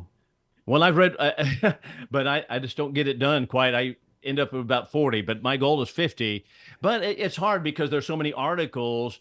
So I have to get up early and stay up late to kind of get it done. But I think the key is information. Just information is the key. To learn what the Bible teaches, that's the main textbook. And then what is going on in communism? You don't hear any talk about communism or Marxism on even Fox News. They just talk about the left and the right, the left and the right. Right. The left is today communists and Marxists. Yeah. So how did you get into reading like that? I mean, like, and you still seem to have a sober mind. How did you get into reading? How did all that start? Well, you know, when I grew up with under my mother's influence, Mary Sue Lockwood, and may her soul rest in peace. Well, yeah, she died a couple of years ago, as you know. Yeah. But she was this. I've never heard her speak evil or ugly about anyone. She would never. She's not the kind of woman. And my grandmother, Pearl Faust, was never the one to speak ugly about the leftist and the Marxist, but she would say, we need to be informed, and here's what's happening. And so I think you need a good dose of Bible and understand that the Lord controls the world and that we are his children and that things will work out in the end for us. It may be difficult, and we may have to trod a very difficult road, and we need to love people, but we need to be informed at the same time. So my grandmother, Pearl Faust, my mother, Mary Sue Lockwood, I have an aunt also, and a couple of aunts that were so well informed on all of these movements. And so they had me reading as a teenager about communism. So when all of my friends were were growing their hair long and smoking pot, and then they were out there marching on the streets and wearing bell bottoms that were like, okay, we're with the 1960s with the, with the people that are there, the Abby Hoffmans of the world. My mother had me reading what this is all about is communism inspired, and it is anti-Christ. It's anti-Christian. So be careful about who you associate with. And my father was a pilot in the Air Force. He said, I don't want you to associate in that way. And they were very loving about it, but they wanted me to be informed. So I was in junior high. I was reading about this material then. And so I would talk to my friends and they would poo-poo it. And they would, what are you talking about? And even people at church, they would think, well, this is ridiculous. I don't know what you're talking about, communism and Marxism and socialism. Well, now here it is. Yeah. Now here we are. Yeah. But it's always been in the making. That's amazing. Bill, thank you so much, man. I just totally enjoyed it. It was like informative. I appreciate it. And we're going to have you back next month, of course. And I think we're going to get you on Manhood Hour. I was just joking about that, but that'd be great. Whatever you can do, Jess. I'm happy to be here, no matter what hour it is. Yeah. Well, good to have you on, man. And yes, sir. Happy White History Month. Well, thank you. Lord bless you. Thank you so much for your friendship and care. Absolutely. Same here, Bill. Thank you. Bill Lockwood, folks. Amazing. Thank you, Bill. 888-77-53773. Bill Lockwood. Is it Diane? Diane out of Texas. Diane, welcome to the show. You're on the air. Thanks for holding, Diane. Diane? Diane going once. Diane going. Yes. Diane? Hello? Yeah, I'm here. Can you hear me? I can hear you now, yes. Okay. I have a question about prayer. I know you encourage the silent prayer, which I think is good, but I also come from the hooping and hollering prayer, which I don't mind doing. So if somebody asks you for prayer, they say, "Oh, can you pray for this?" How do you approach that? What would be a good response? You wish them well. You wish that God's will is done for them. Just wish them well, and your prayer is that. You should wish them well because you don't know how to pray for them in that other than wishing all people well because you don't know what God's will is for them. So you want God's will to be done. We don't know what to pray for, not even for ourselves. We don't know what we want. We don't know what we need. And so we definitely don't know what to pray when we pray for others. So just wish them well. Okay, I see. All right. Okay, thank you very much. That makes sense? Yes, it does. It makes perfect sense. Yes, all right. Thank you. All right. Thank you. Thank you. All right. Bye. Bye now. 888-7753-773. Let me go to Humberto. He's been waiting a long time out of New Jersey. Humberto, welcome to the show. You're on the air. Yes. Hi, Mr. Peterson. How you doing? All is well. I want to know because Kamala Harris, I know she don't have no kid. I don't care about that. But she married almost 10-year husband. She married when she turned 50. That's too old for a woman to get married, right? You said she got married when she was 20? No, 50. Oh, 50. She was married, yeah. There's no reason to be getting married at 60.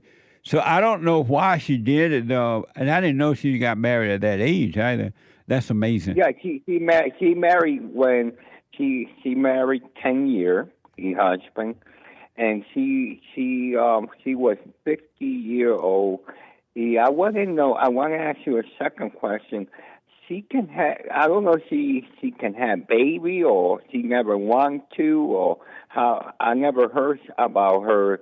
She can have family value, but right now we don't have no family value, right? Well, I don't know. Really, to be honest, I don't know much about her personal life, but I just know that if American voters vote in this woman, this female, Kamala Harris, for president, they can hang it up. The country is gone. As Bill was just saying, it will become a complete communist socialist society. And Kamala Harris doesn't have sense enough to even run a country. Somebody else is running her. She does not know what she's doing. So, but as far as her personal life, I don't know it. I'm not concerned about that. I just don't want her to be the president of my country because she's not cut out for that at all. She's an evil woman. And then I want to ask you another question. You think in November, in your heart, that Trump can win this, or are you going to be close? Well, that's a good question. I'm hoping. I don't know. I have a wait-and-see attitude about life, about all things. I have a wait-and-see, but I'm definitely hoping it. And as of right now, it looks like he's going to win, but we just don't know what anything. These people are desperate, and anything can happen between now and November. So I'm just doing a wait-and-see, and I'm telling the people, don't be angry. Don't be mad. Have a wait-and-see so that they don't get themselves deeper in trouble. Thank you. God bless you. You God too, bless. buddy. Thank you. I got to take a quick break. 888-7753-773. Back in a moment.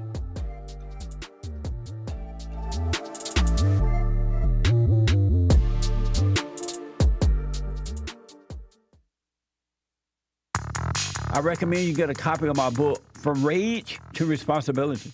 I write about how the spirit of anger was taken away from me 29 years ago. I forgave my mother who tried to turn me away from my father, and I returned to my father, and through him, my father on earth, and through him I was able to return to God. No man or woman can return to God unless you go through the Son. And men are sons of God. There may be weak, pathetic examples of it, but it's the spiritual order of life. God in Christ, Christ in man, man over woman, and woman over children.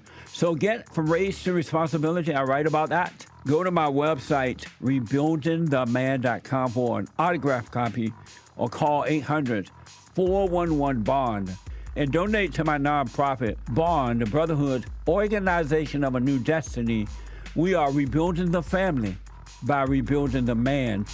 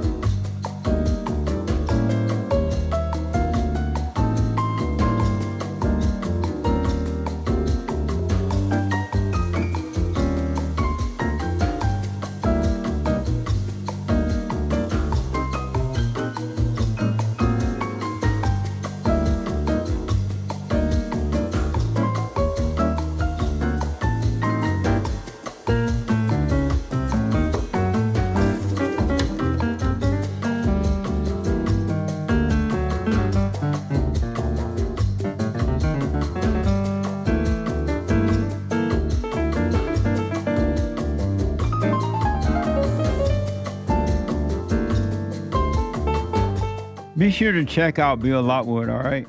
And make sure you support Bill Lockwood by going to AmericanLibertyWithBillLockwood.com. AmericanLibertyWithBillLockwood.com. Amazing. He knows what he knows. And he knows how to lay it out and explain it, make it clear. And he needs support, all right? The Hake Report is coming up at 9 a.m. this morning. TheHakeReport.com from 9 to 11. And then at 11 a.m., Joel Friday TV. He black. Joel Friday TV at 11 a.m. Pacific time. And at 4 p.m. from now on, at least now from now on, but from now on can change. The American Anchor Baby at 4 p.m. Not 12, but 4. Not 12, but 4. The American Anchor Baby at 4 p.m. Pacific time. And last but not least, the Men's Forum tomorrow night. Men's Forum every first Thursday night, unless I just can't make it, but this tomorrow night I was planning to be there. At 7 p.m. Pacific time, the Men's Forum. You don't want to miss them. We missed the last 2 months. We got to catch up. It's going to be amazing. You don't want to miss this. Before I go back to the phones, let's do Super Chats. Super Chats. Benjamin donated a tip on Bond JLP Cash App saying, watching your live. Thank you, Benjamin. I appreciate it. Amazing. H. Andrew says, Trump has real ops. Biden op is the stayers. Opposition. Amazing. Thank you. What Lori bought a coffee, buymeacoffee.com/JLP Talk. Hey there, Jesse. Hey, Lori. You notice every time school is about to begin, there's a common conversation where kids don't want to go back to school, but the mothers can't wait for school to start so the kids get out of their hair. Yeah, the mother don't love the children. They want to get rid of them any means necessary. Absolutely. Thank you. What a mess. I used to do the same thing, couldn't handle my own children full time for even more than a summer break. That's evil. Another example that I had no love. No love, no patience. Mothers today have no patience. They have no love for children. They'll lie. They'll go on TV and lie. They'll show up at a council meeting, lie. They'll cry. They'll pretend. But they hate their children. They have no love. It's unfortunate, but that's reality. Thank you. Amazing. White Mike bought a coffee. Just wanted to say how much I enjoyed the show today. I'm a new podcast listener, and I really enjoy listening to you. You and your staff are great. I started the silent prayer today and plan to do it every day, continuing. Thank you, sir, for all you do, and God bless. Thank you, White Mike. And thank you for supporting us. I appreciate it. Stay with it, stay with it, stay with it. You will not regret it. Work on yourself. I'm telling you, man, work on yourself. You haven't seen anything yet. Thank you. White Mike says, White History Month is almost done. Thank you, Jesse. It was a lot of fun. Joe Biden's half dead and Kamala smoked dope. Look out, baby, for the great white hope. July will always be White History Month. My hand is in front of your face. I'll block you out. The darkness block out the light. Indeed. Amazing. Thank you, and happy White History Month. Soterios bought a coffee on the biblical question. Do you love the emptiness of not knowing who you are? Do you love the emptiness of not knowing who you are? I don't. No, I don't. It's painful. It scares me. It's like a dark cloud or a fear I can't shake. I feel like I want to push through it, but how can I push through nothingness? It feels like it's punishing me for wanting to understand, or like the abyss you shouldn't look into for too long. Looking forward to your 2 cents on Sunday. Thanks as always for your work. And thank you for putting in your responding to the biblical question. I appreciate it, and I will put my 2 cents in on Sunday if the Lord is willing and the creek don't rise. Thank you. Evgeny Crosby, a couple of diamonds from the D-Live crew. Nice. Hey, Jesse, what do you call a baby potato? A tater tot. Get it? Big smiley emoji, grinning. Oh, nice. Amazing. And that reminds me, one of the ladies from the fellowship, she's a member of the fellowship, brought us a big old gallon of watermelon juice. Watermelon juice. And it's tasty. Thank you. That is amazing. Thank you for the watermelon juice. Really. I mean, Joel is going to drink the last of it today. They knocked it out just like that. The white people are drinking it more than the blacks. Indeed. Amazing. Thank you for the watermelon juice. You know who you are from the Bond Fellowship. Delicious. Right on. Better than the Arizona watermelon cocktail. Did she buy that or did she make it? She probably bought the ingredients and then made them fresh for us. Because I never heard of watermelon juice for sale. And it had ginger in it. Right. Yeah. Amazing. Thank you. Well, the watermelon juice. Greenwall with a diamond. The Karaite Jews reject the Talmud and follow the Bible. Karaite. Repeat. The Karaite Jews reject the Talmud and follow the Bible. Amazing. Thank you. I appreciate that. Nice. I wasn't aware of that, but thank you. I hadn't seen that word before that I recall. Me either. Never heard of that before. All my bone days bought a coffee. What a great way to end White History Month with Bill Lockwood. He needs his own show on Punchy TV. That is a good suggestion. Be careful what you ask for. Make it happen. That is an amazing idea, really.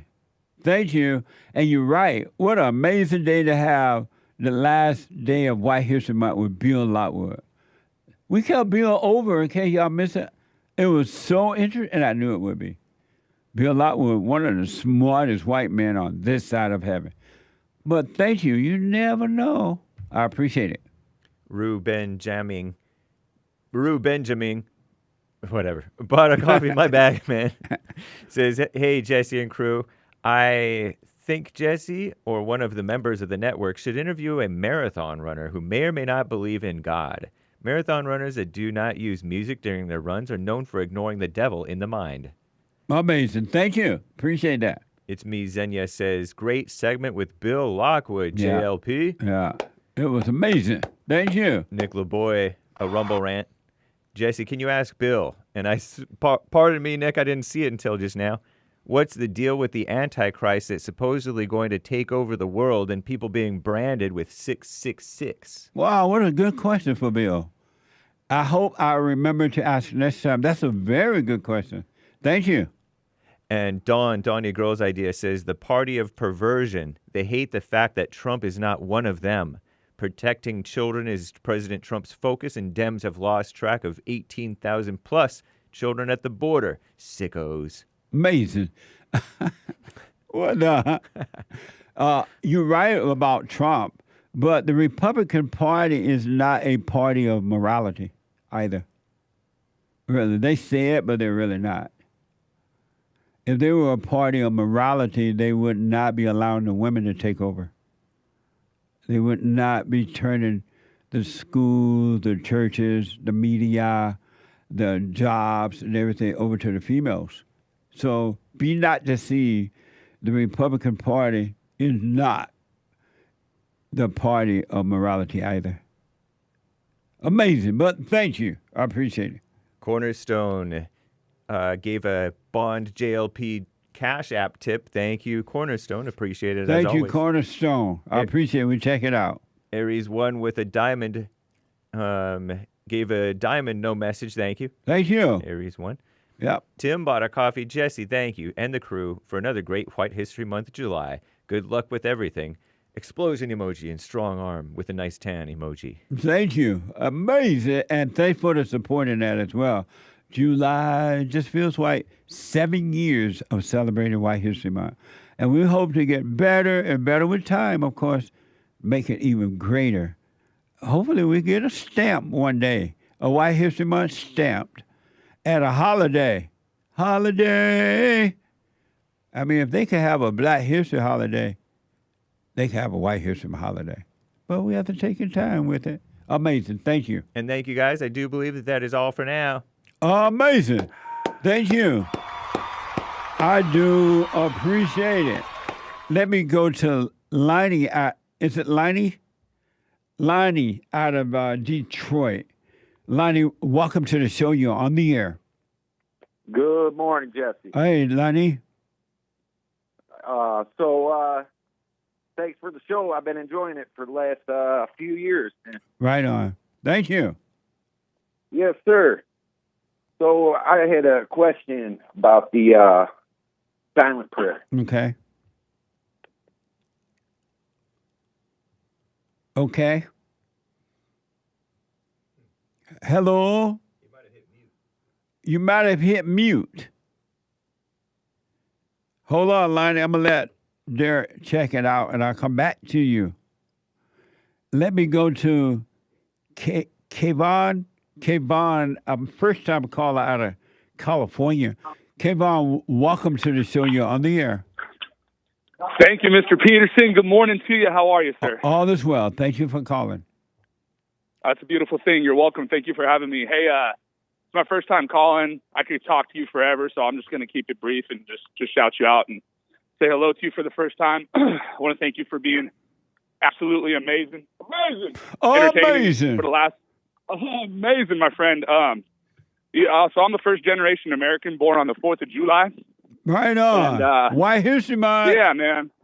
Happy White History Month. I called on the last day to make sure I could wish you a happy White History Month. Thank you. History. And, thank you for being that guy to be such a character and such a special light in our world and start something so apparently controversial, as White History Month, when really, as you said, it's that's something we got to focus on, right? It's something we got to be thankful for, and we got to love all people, and that's right. Include all uniting all the races, So that's right, man.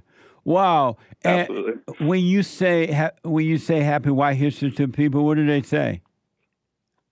Oh, they usually laugh. Yeah. It's been for the most part. It's been coworkers and friends that I say it to, so they get a kick out of it. And, right on. I explain about it a little bit, and they enjoy it for the most part. I haven't started saying it to people who are going to look at me funny yet, but I'm definitely going to when I get the opportunity, just to open up a chance for conversation. Nice. Well, I appreciate it, man. Stay with it. Stay with it. Stay with it. Working on yourself. You will not regret it. Stay with it, all right? I couldn't agree more. Thank you, Jesse. I'll give you a call in the coming months, and I'll have some questions for you, and we'll chat a little bit. All right, buddy. Thank you. Amazing. 888-77-JESSE. I'm told that Lonnie is ready now. There's a line open, folks. We're going to get to everyone. Lonnie, let's try it again. Yeah, sorry about that, Jesse. You hear me good now? I do, yeah. I can. Yeah, so happy White History Month, by the way. Thank you. Happy White History Month. Thank you. So, yeah, silent prayer. I've been trying it since, 2021. And when I first found out about you, and I just, like a lot of people say, I can't stay focused on it. But the one thing that did happen is I used to do the hoop and hollering prayer. Bless my mama, bless my daddy, bless the kitty in the alley, Yes. But in doing the silent prayer, I kind of realized what you always said, that you're just worshiping the devil with the hooping and hollering prayer. Right. So I kind of quit praying and can't really commit to the silent prayer. It just seems so difficult. And it's difficult in what way? Just my mind stays so busy, and I know you say observe that and just watch it, and I do that, and then all I'm doing is looking at how busy my mind is. And that's what you want to do. You want to observe. You want to be aware. You want to be present. And what you want to be aware of is the thoughts and emotions, and do nothing about it but watch it. And because you've been living in your mind all your life, when you were traumatized by your mother, you escaped into your imagination. So you've been living there and calling it everything but what it is, which is hell. So now that you can see all these thoughts, that is an example of God bringing you out of the darkness. The light is bringing you out. So you want to watch them. Don't call them you. Don't call them good or bad. Don't do anything about it but watch, and they will be taken away from you. You've said that, and I don't know. It's sometimes it works, but I guess I don't stay with it because I don't know if I was expecting too much or expecting something from it. But I'll just and when you say sometime it works, what do you mean by that? I mean, sometimes I'm actually able to just have that stillness and silence, but it takes, I don't know, certain conditions, or depending on where my mood is, I don't know what it is, but you're going to be, in the beginning, you're going to find yourself falling in and out of it. You're going to be caught up with them, but when you realize you're caught up with them, just come back to being aware of them. And even if you have to go in and out of them 1,000 times a day, you just stay with it. And I'm telling you, Lonnie, eventually you will have a clear mind and you will be aware of them, so you will not be a part of it. It will change. It's just that you're not accustomed to living outside of your imagination because you've been doing it all of your life. Okay. Well, I appreciate your time, and great show today. You guys are awesome. Bill Lockwood was sweet today. Thank you. But stay with it, man. Don't give up. You stay with it and watch. It will get easier. You will be present with God rather than living in the past or the future of your imagination, which is a lie. It will change. You just stay with it no matter how difficult it gets. Okay. All right. Thank you, Jesse. Hey, can I ask you a question? Yes. What do you think about a running mate for Kamala Harris? What's that guy who used to govern in California? That Arnold guy? Schwarzenegger. Yeah, that dude. Well, he definitely was a poor example of a governor, or whatever he was. And if I wanted to hear you say his last name, so that was kind of a trick there. So I see. Sorry about that. That's funny. All right, buddy. Thank you, man. You're welcome. Have a good day. All right. Excuse me. Amazing, my throat. 888-77-JESSE. Let me go to, there's one line open, folks. You want to jump in? Daniel out of Georgia. Georgia on my mind. Daniel, welcome to the show. You're on the air. Good morning. How you doing? All is well, Daniel. Happy White History Month. Happy White History Month. July is White History Month. So I was looking the other day. You know how you said that when you hate people, you become like what you hate. Yes. Is that right? Yes. You said for the homosexual men, women, they hate their mothers and fathers. That's why they become like them. Or they love them in the wrong way, and that's why they become like that. Well, the same spirit that caused men to become like their mothers, be feminine in action and the way they think and emotional. It's the same spirit that caused a person to become a rapist or a murderer. Right. The same spirit that causes a person to become envy and jealous. The same spirit that caused human nature to be revengeful and evil. It's the same spirit that drives every human being on earth. And that's why God said that we must be born again and that we can't judge anything because the same spirit that drives anyone to be whatever they are. Is the same one that drives a murderer. Yes. The child molester, whatever, it's the same spirit. And it comes from the mother because Satan is the God of the woman. And so he works through the woman, through the mother. Right, I can see that because the percentage of homosexual men and women, there are more homosexual women than there are men. I don't know if you knew that. I had to look that up the other day. Yeah, I didn't know that, but I do know that they've been around forever. It's just that in the good old days when boys were boys and men were men, they were not allowed to flaunt it as something good. But the same spirit has been around since human being existed. Thank you. When I think that, that was very interesting. You know, you said that Satan became the woman's god and it became the man's god. So it'd be more. So women would be more. They would succumb to that rather than the man would succumb to that. Yes, the gates of hell comes through the woman, and because the God below is of the woman, and the God above is of the man. And then God below hate the God above. And so he's constantly trying to destroy the man in an attempt to get at God. Imagine. Isn't that something? That's terrible. Exactly. It's horrible. When I see that, I'm just like, these people they don't, you know, people you say that they can't see for what it is. Yes.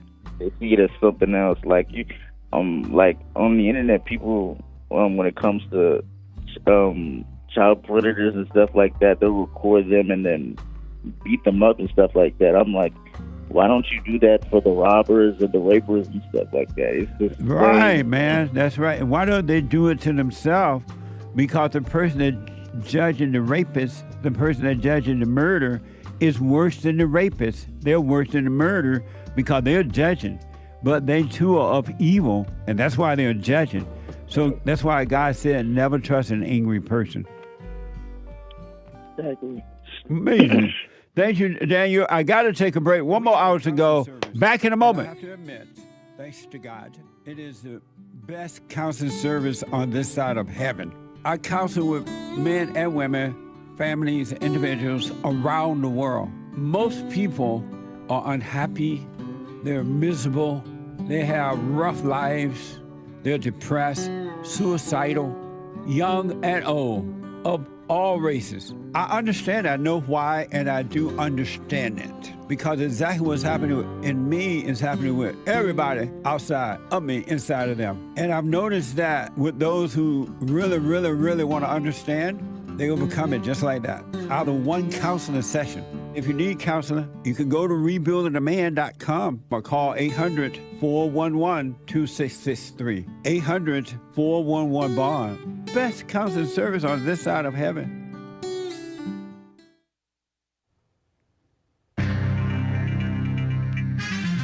A whole lot of mess going on in the world. This is the end of hour 2 already of the Jesse Lee Peterson Show. It is Wednesday, July 31st, AD 2024. Stay tuned for hour 3. Manhood Hour is coming right up, guys. In the third hour, JLP will be right back. But first, fake news, not fake news. Commie Nonsense Network CNN reports on so-called social media safety. Oh, Lord. You want real safety? Join us for the Men's Forum.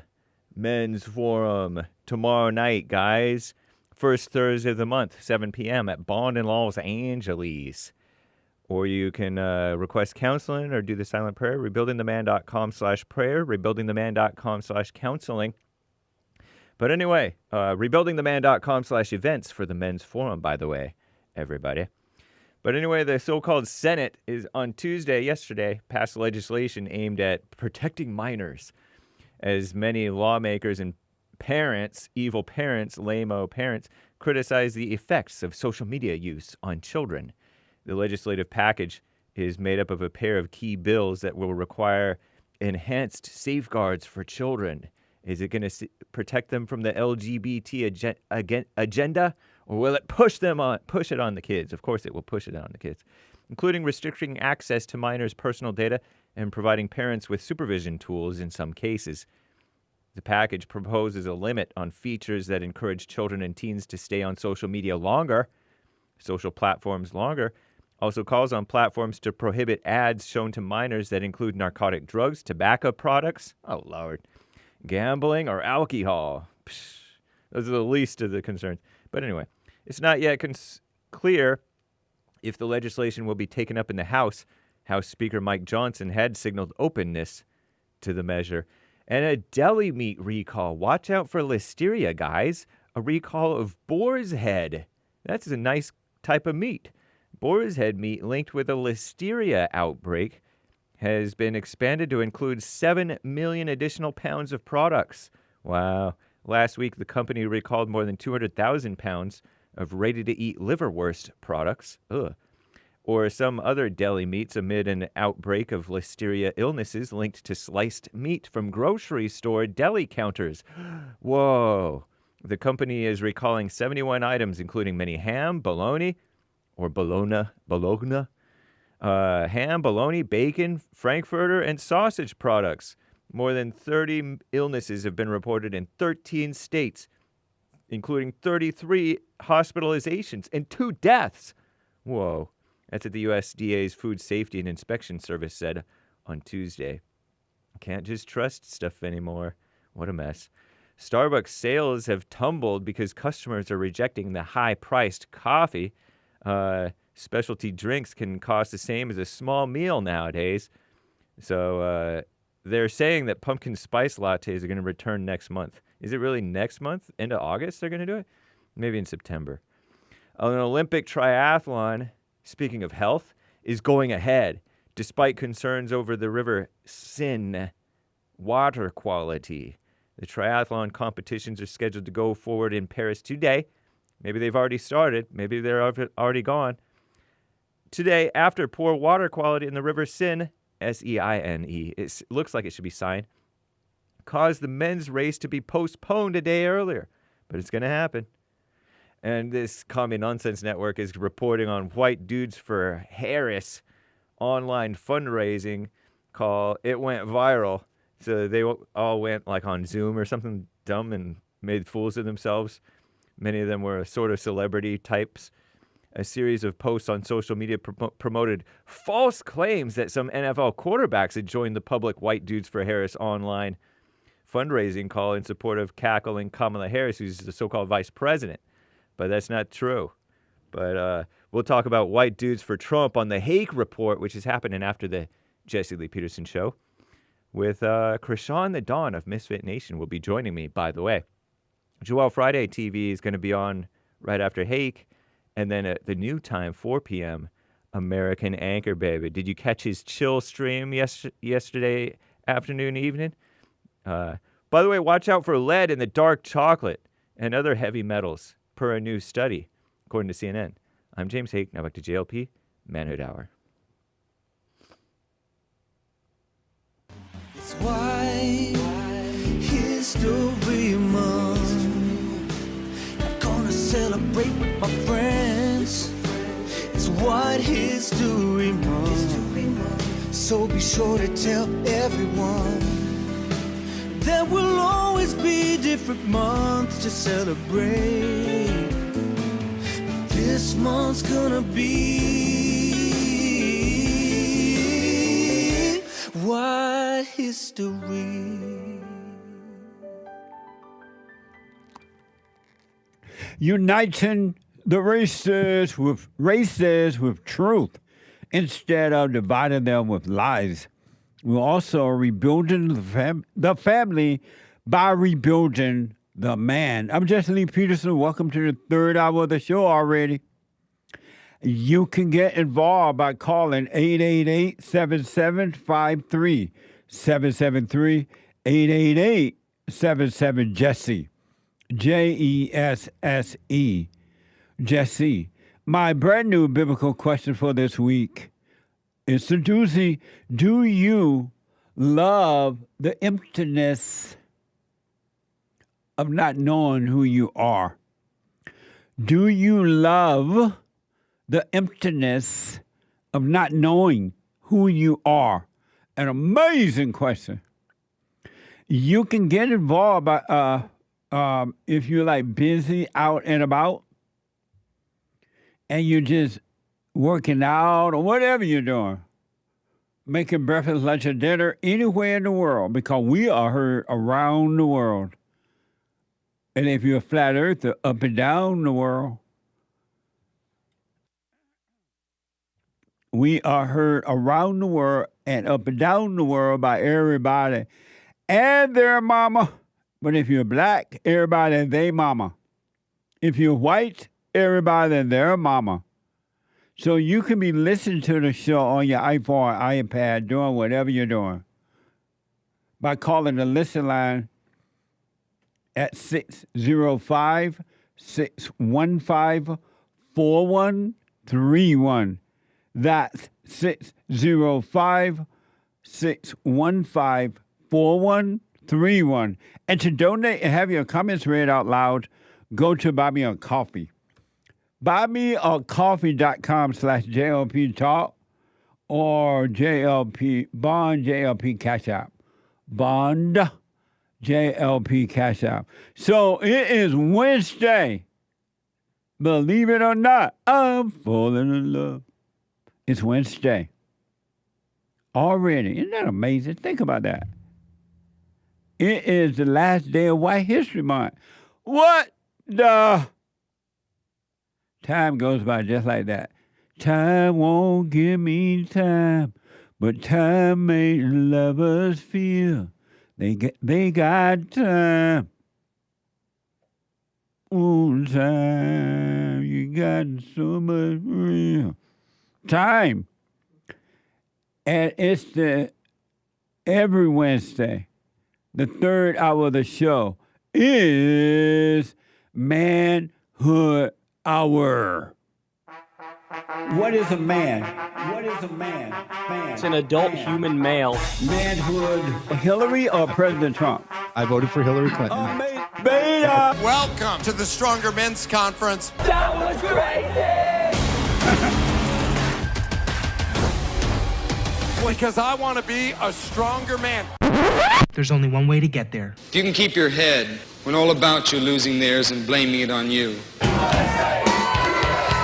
Former President Donald Trump following day 2 of his hush money trial. A misogynist pig and a liar. Trump rhymes with dumb. Or being lied about. Don't deal in lies.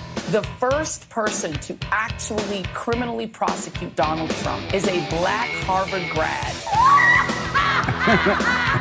Or being hated. Don't give way to hating. That's president because he's not my president. He's an illegitimate president. The more people tell you it's not possible, that it can't be done, the more you should be absolutely determined to prove them wrong. Amazing. I want to, if not today, probably Friday, I want you to see the If poem again. Poem. And it is the New Testament. And if you can do that, you will be a man. or a woman, my friend. Really. Don't give in to hating. Don't give in to lying. Don't give in to them. The devil wants you to. It's all laid out. You got to lay down your weapon. There's no reason to fight.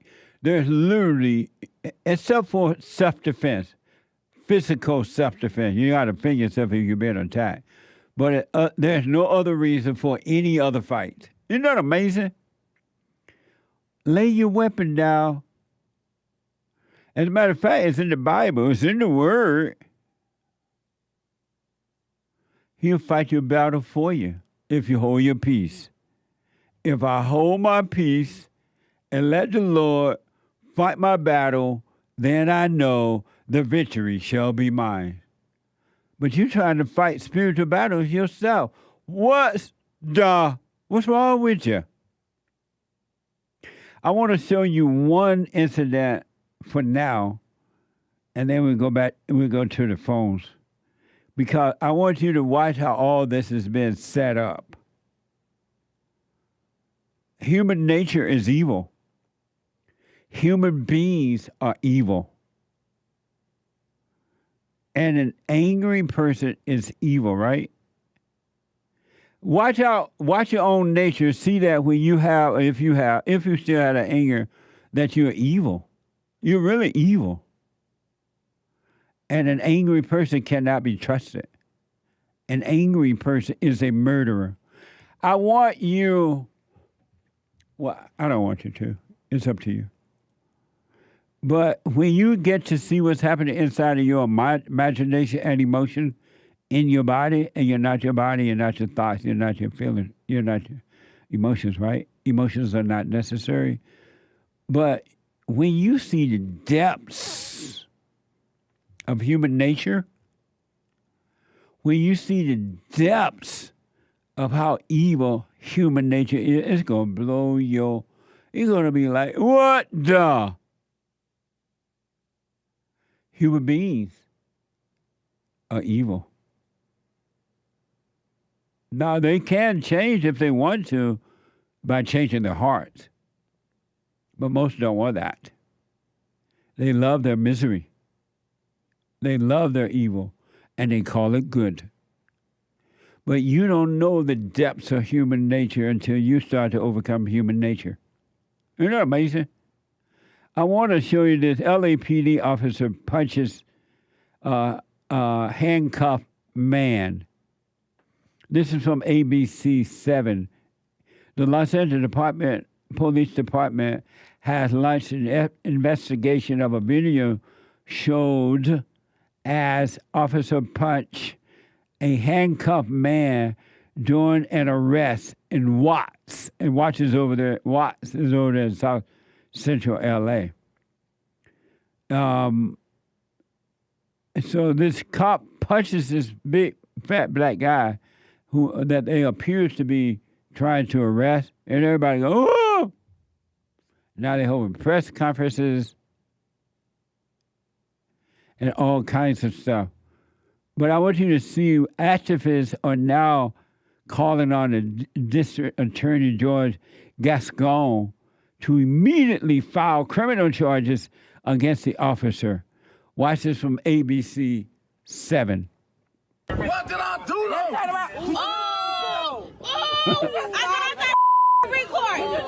LAPD investigating what led to this physical encounter while an officer was taking this man into custody. It happened during a traffic stop Sunday on East 113th Street in Watts. I got that on record too. LAPD says during their probe, the officer will be removed from field duties, which is standard.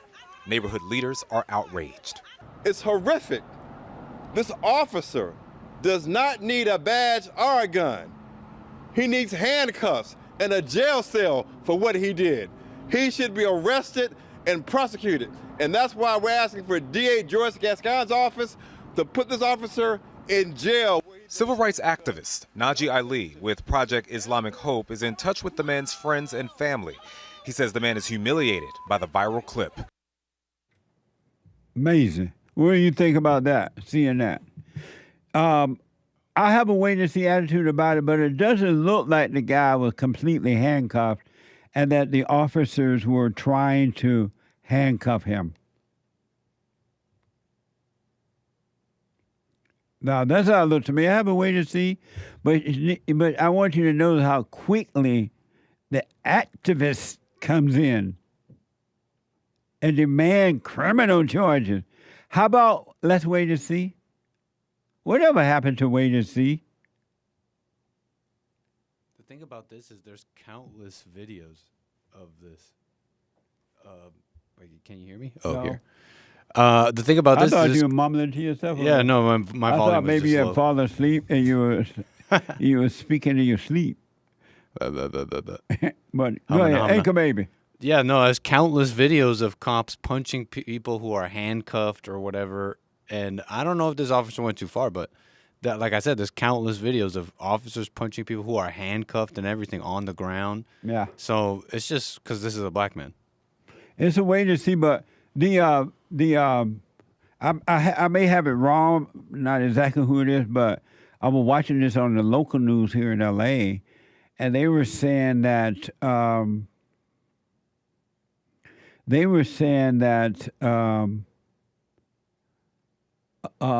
it was the head of the police union or something like that, which has happened to be a black female, at least the person that was speaking yesterday. She was saying that these cops didn't do anything wrong. That it's protocol if the person that they're trying to handcuff don't give in, relax and let it happen, they got to take some time to after they punch you or they kick you or they do something to get you to be still or whatever so that they can handcuff you or pin you down or something. So she was saying that, and she was black, that she didn't see anything that the officer did that was wrong. That was wrong. Isn't it amazing? So we'll keep up on the story for you. We'll let you know what's going on as we know. See what happens. It is Manhood Hour, and if ever America needed men, America needs them now. People don't really know what a real man is. Isn't that something? Yeah. And when I interview on the Fall Estate, one of the hot seat questions during the hot seat segment of the show, I asked, "What is a man?" They said the body parts. They don't. They mention the body part. They have no idea.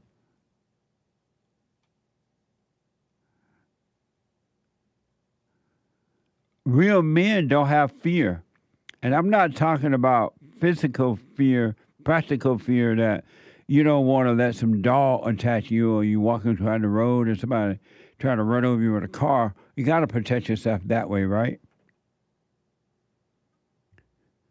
But real men do not have spiritual fear because they know that fear is of their father, the devil, and they have overcome. Real men are not emotional. Any male that is emotional is a female. Any male that is, he feel good and feel bad, he get angry, he's happy, he's up and down. He has the nature of his mother. I want to show you, I haven't seen the soundbite, so I don't know what it's about yet. But real men have no fear, it says. Not even Wasp. I want to know, is this an example of a fearless man? Watch this from X.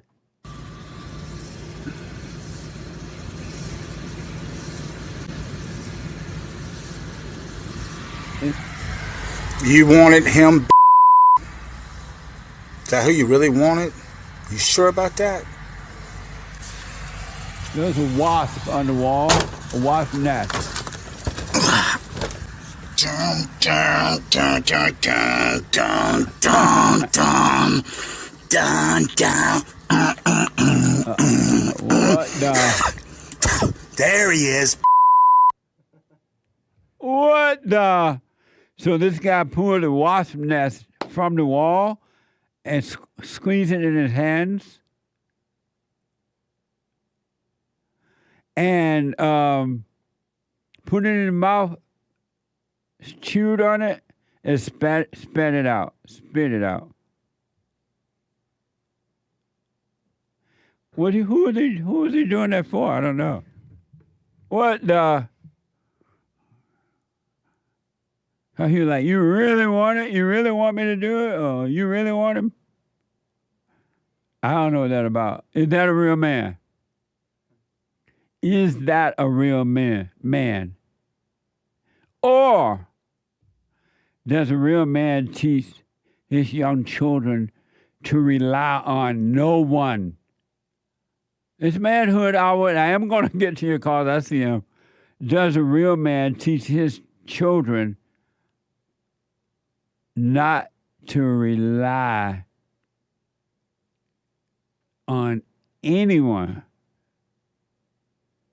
He teaches children, don't rely on anybody. Here's an example of a father teaching his child that no one can rely on anyone. Watch this.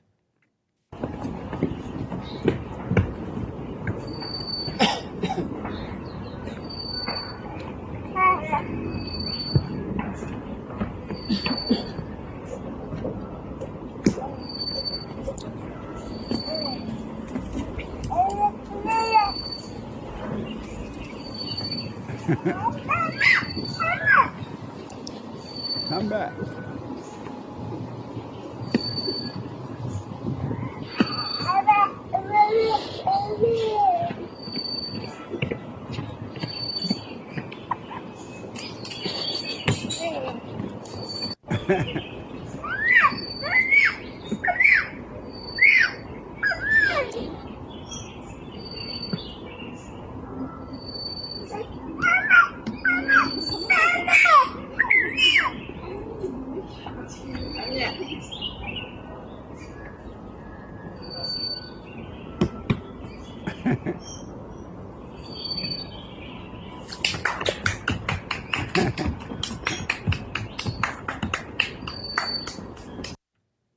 Amazing. So for those who are not able to see it, the father walking down a walkway there, pretty green on the east side, a little wet, and the little boy with his father, appeared to be his father, trying to cross across this little rope-like thing, and the father made the boy do it.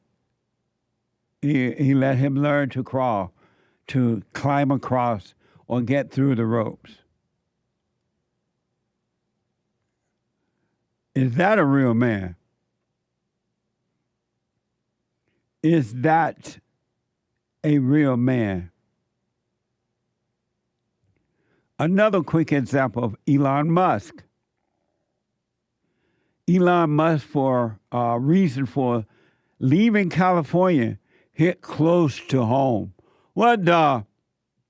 According to CNN, Elon Musk is moving his company out of California after a law banned schools from requiring parental notification when students want to be transgender. So the schools in California are like, okay, your kid want to be a transgender, we're not going to notify the parents. We're not going to let the parents know your boy or your girl think there's something else other than what they really are. They want to make a change. We're not going to let you know about it. And I saw one little note where it says the teacher are protected from, I think, any type of repercussion as a result of not notifying the parents. Isn't that amazing? So Elon Musk said, you know what? Okay, I'm leaving California. I'm taking all my money, all my stuff. I'm out of here. According to the Daily Wire, Elon says he spoke to Gavin Newsom about this. Watch this. And I was clear, like, look, it's not that it's the one straw, it's just the final straw. Yeah, okay. So it's a cumulative issue. Fair enough. It's a cumulative issue. Right. So it's not dramatic grandstanding. It's... No, and moreover, I've had conversations with Gavin Newsom before where I said, if you pass legislation like this, if you sign legislation like this, that, in my view, puts children in danger, I will move my companies out of California. And he knew that ahead of time. Amazing, huh? Don't mess with Elon Musk. Elon Musk. He's a white man. Happy White History Month, folks. And the Daily Wire is also reporting that Elon lost his son to the woke mind virus. Watch this. So I was tricked into doing this, and it wasn't explained to me that puberty blockers are actually just sterilization drugs.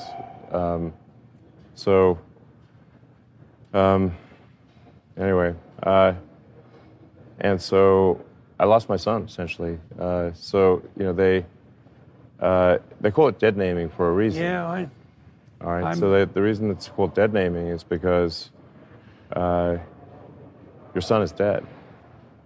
So my son Xavier is dead, killed by the woke mind virus. I'm sorry to hear that. Yeah. I can't imagine what that would be like.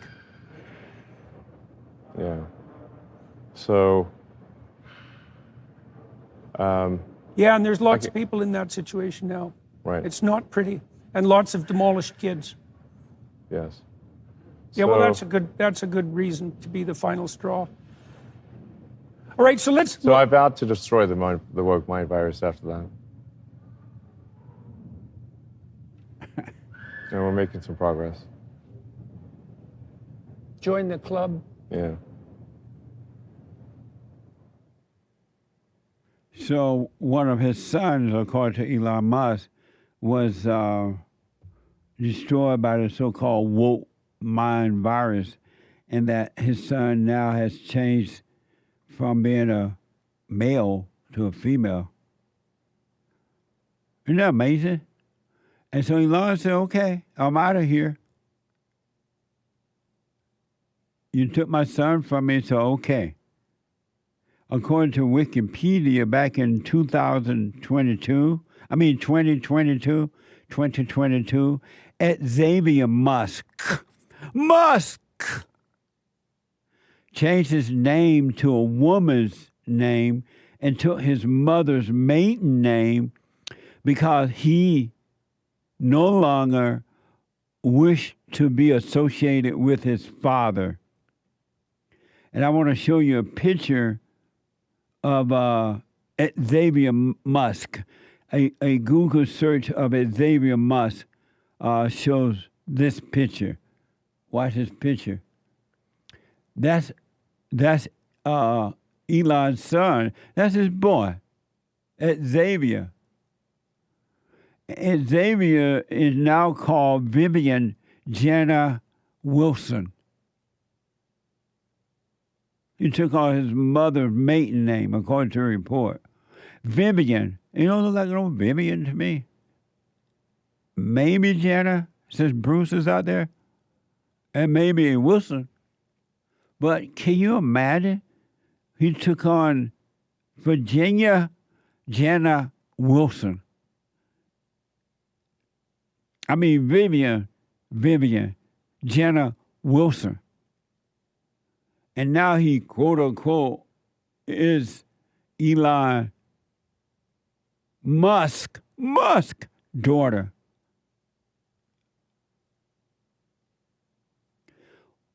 And it's being said that his mother, Xavier's mother, doesn't even use the last name of Wilson.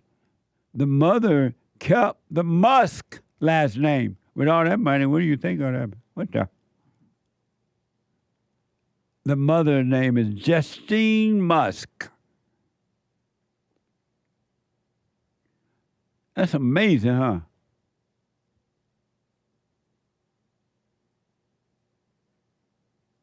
What a mess. What do you think is driving Xavier Musk to want to do this to himself? Even though the woke crowd, quote unquote, is encouraging it, what's driving, because they're not making this boy do this, what's driving him? What making him think and feel that way, that he would do that to himself? the same spirit that's driving you to do what you're doing to yourself, to be angry, to be lonely, to be insecure, to be revengeful, to be jealous, to gossip, to use money as a form of escape, to try to feel better, to get married, thinking that that's going to make you better. It's the same spirit. As a child molester, as Jeffrey Dahmer, as the man that tried to kill the president, allegedly tried to kill the president. It's the same spirit. It's no different. It's the same spirit. An angry spirit is an evil spirit. And it drives you to do the things, to think and feel and do the things that you wouldn't ordinarily do. This boy is not in his right mind. That's not him that making him do that. And in doing it, taking on the name Vivian Wilson, he still won't have peace. He got to overcome his mama. He got to overcome his mama. Here's a thread. This is from Threads. Here's what Vivian sound like. Watch this.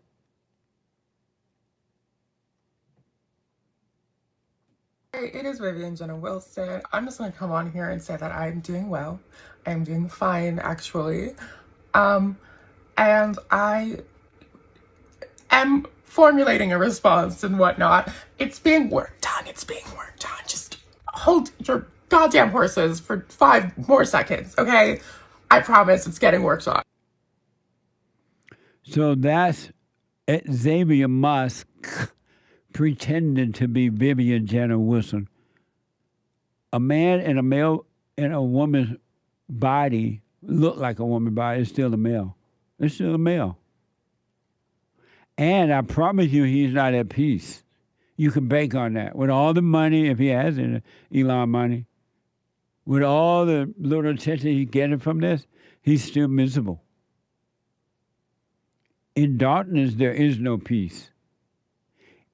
Every human being that has anger has no peace. They're miserable. They're lonely. They're lost. And they listen to the darkness and they worship the darkness. They call the darkness the light. According to her past tweets, Elon's ex-wife, Justine Musk, support LGBT issues. Now do you see why Christ said, all who are born of the woman must be born of the man, must be born again, must be born of the Father.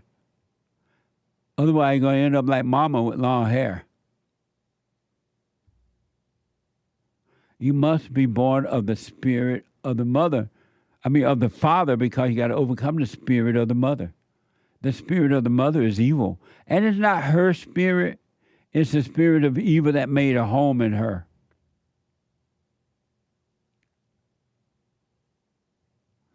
Elon, according to the tweets, Elon's ex-wife, Justine Musk, ex-wife, support LGBT. Look what has happened to the son.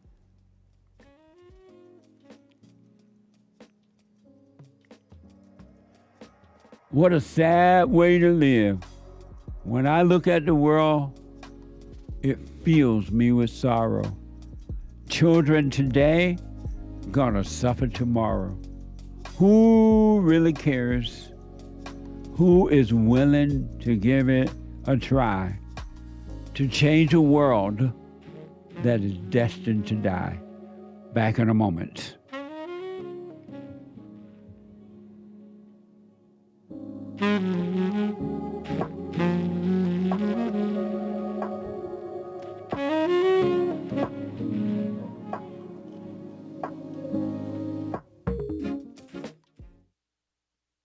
So I asked the question, are you better than a child molester. I've discovered over the 30 years of counseling, the one thing that's missing,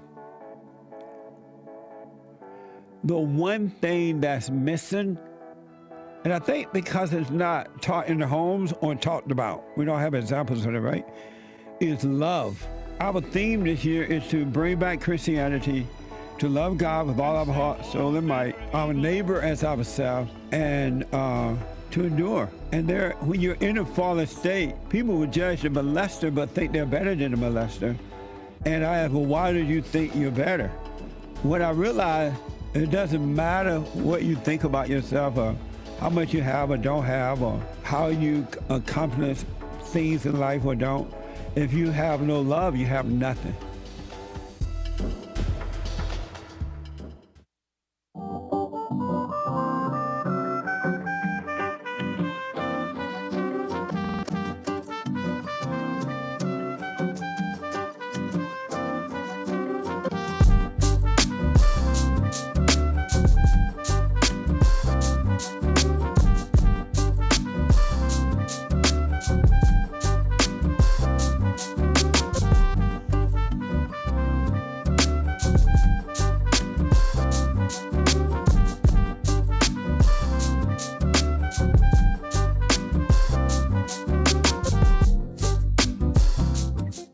Okay, support us on social media. And by the way, the treasure chest is now open on D-Live.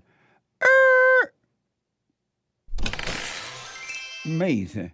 Support us on social media. Like, follow, tweet, subscribe, ring the bell. Ring the bell over here. Follow us over there.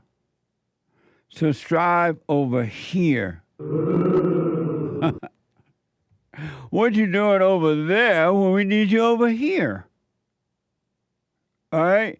And don't forget, we're on JLP Talk on X and Jesse Lee Peterson on Instagram. You can respond to the biblical question over there on X. JLP Talk on X. Respond to the biblical question. We'll respond back. Isn't that amazing? And we're also on Rumble. You got to know how to rumble.com/Jesse Lee Peterson. And cozy.tv/JLP Cozy, where Christ is king. Christ is king. On cozy.tv/JLP. The Hake Report is coming up at the top of this hour. TheHakeReport.com. And after the Hake at 11 a.m., Joel Friday TV, E-Black. Joel Friday, y'all keep harassing him about the soup. You need the recipe. It's delicious. That soup that Joel Friday made and brought to the office made you want to slap your mama. It was so good. Joel Friday TV at 11 a.m. Pacific time. Slap your mama good. That's right there. And then at 4 p.m., mark it on your calendar, at 4 p.m., the American Anchor Baby. Not 12, but 4 Pacific time. Energy given to him by God. God is not willing that anyone should perish, but he wants every man to be free today. Hallelujah. Amazing. The American Anchor Baby at 4 p.m. You don't want to miss it. All right? And we are having a men's forum tomorrow night. For those who are coming from out of town, yes, we are having it. Come hell or high water at 7 p.m. at the headquarters of Bond in L.A.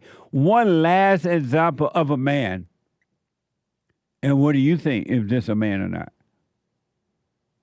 This is an amazing story, too. I think Hate gave me this story, or maybe the Anchor Baby. Yeah, the anchor baby gave me this amazing story. And I think the anchor baby ran into this story during the time he was in mourning. His woman was out of town. And she was gone too long. And so I walked into the office one morning, nobody there but him. He didn't know no one was here. And he was, my baby, he had heard that she was coming home the next day. My baby is coming home tomorrow. Ain't that good news? Man, ain't that news? I got an email just the other day. Yeah, she told me she's sorry. She walked away. And my baby is coming home tomorrow. Yeah, I was inconsolable. I was talking about like women are evil, da da da. And then yeah, I'm joking. I'm playing. I was like, what the?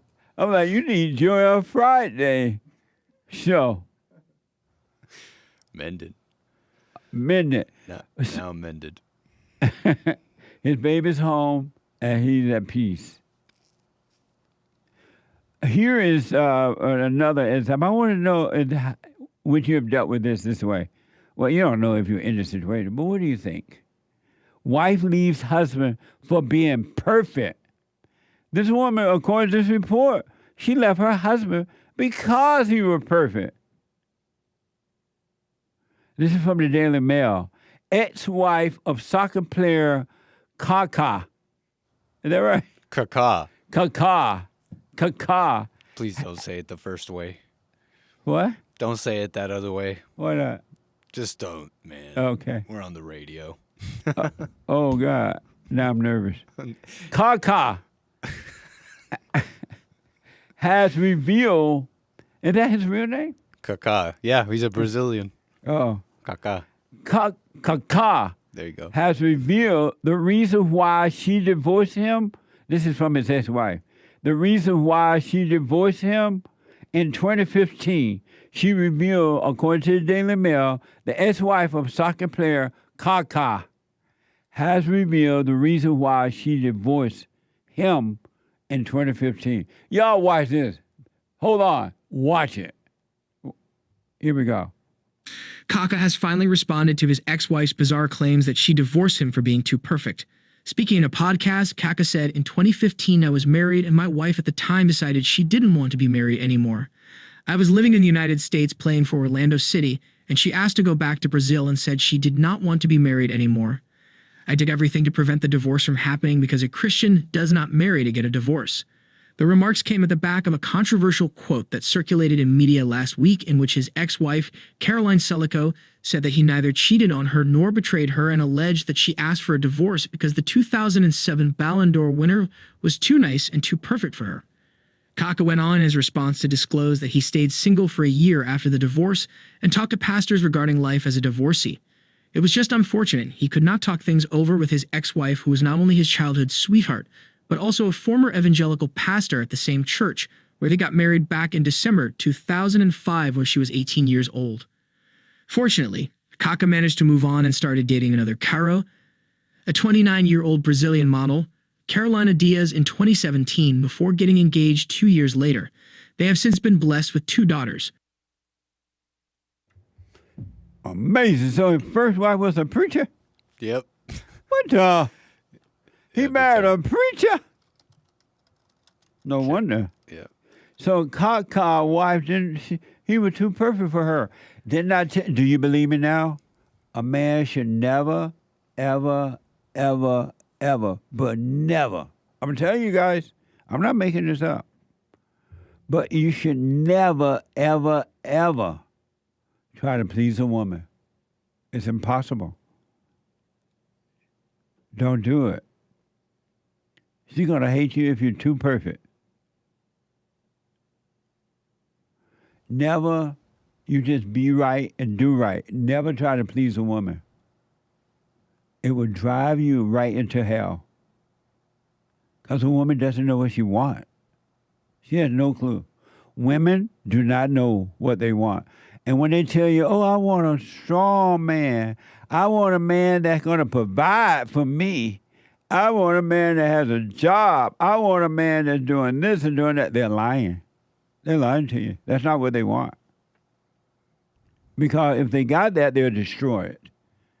They'll go and find some other man that has everything but that.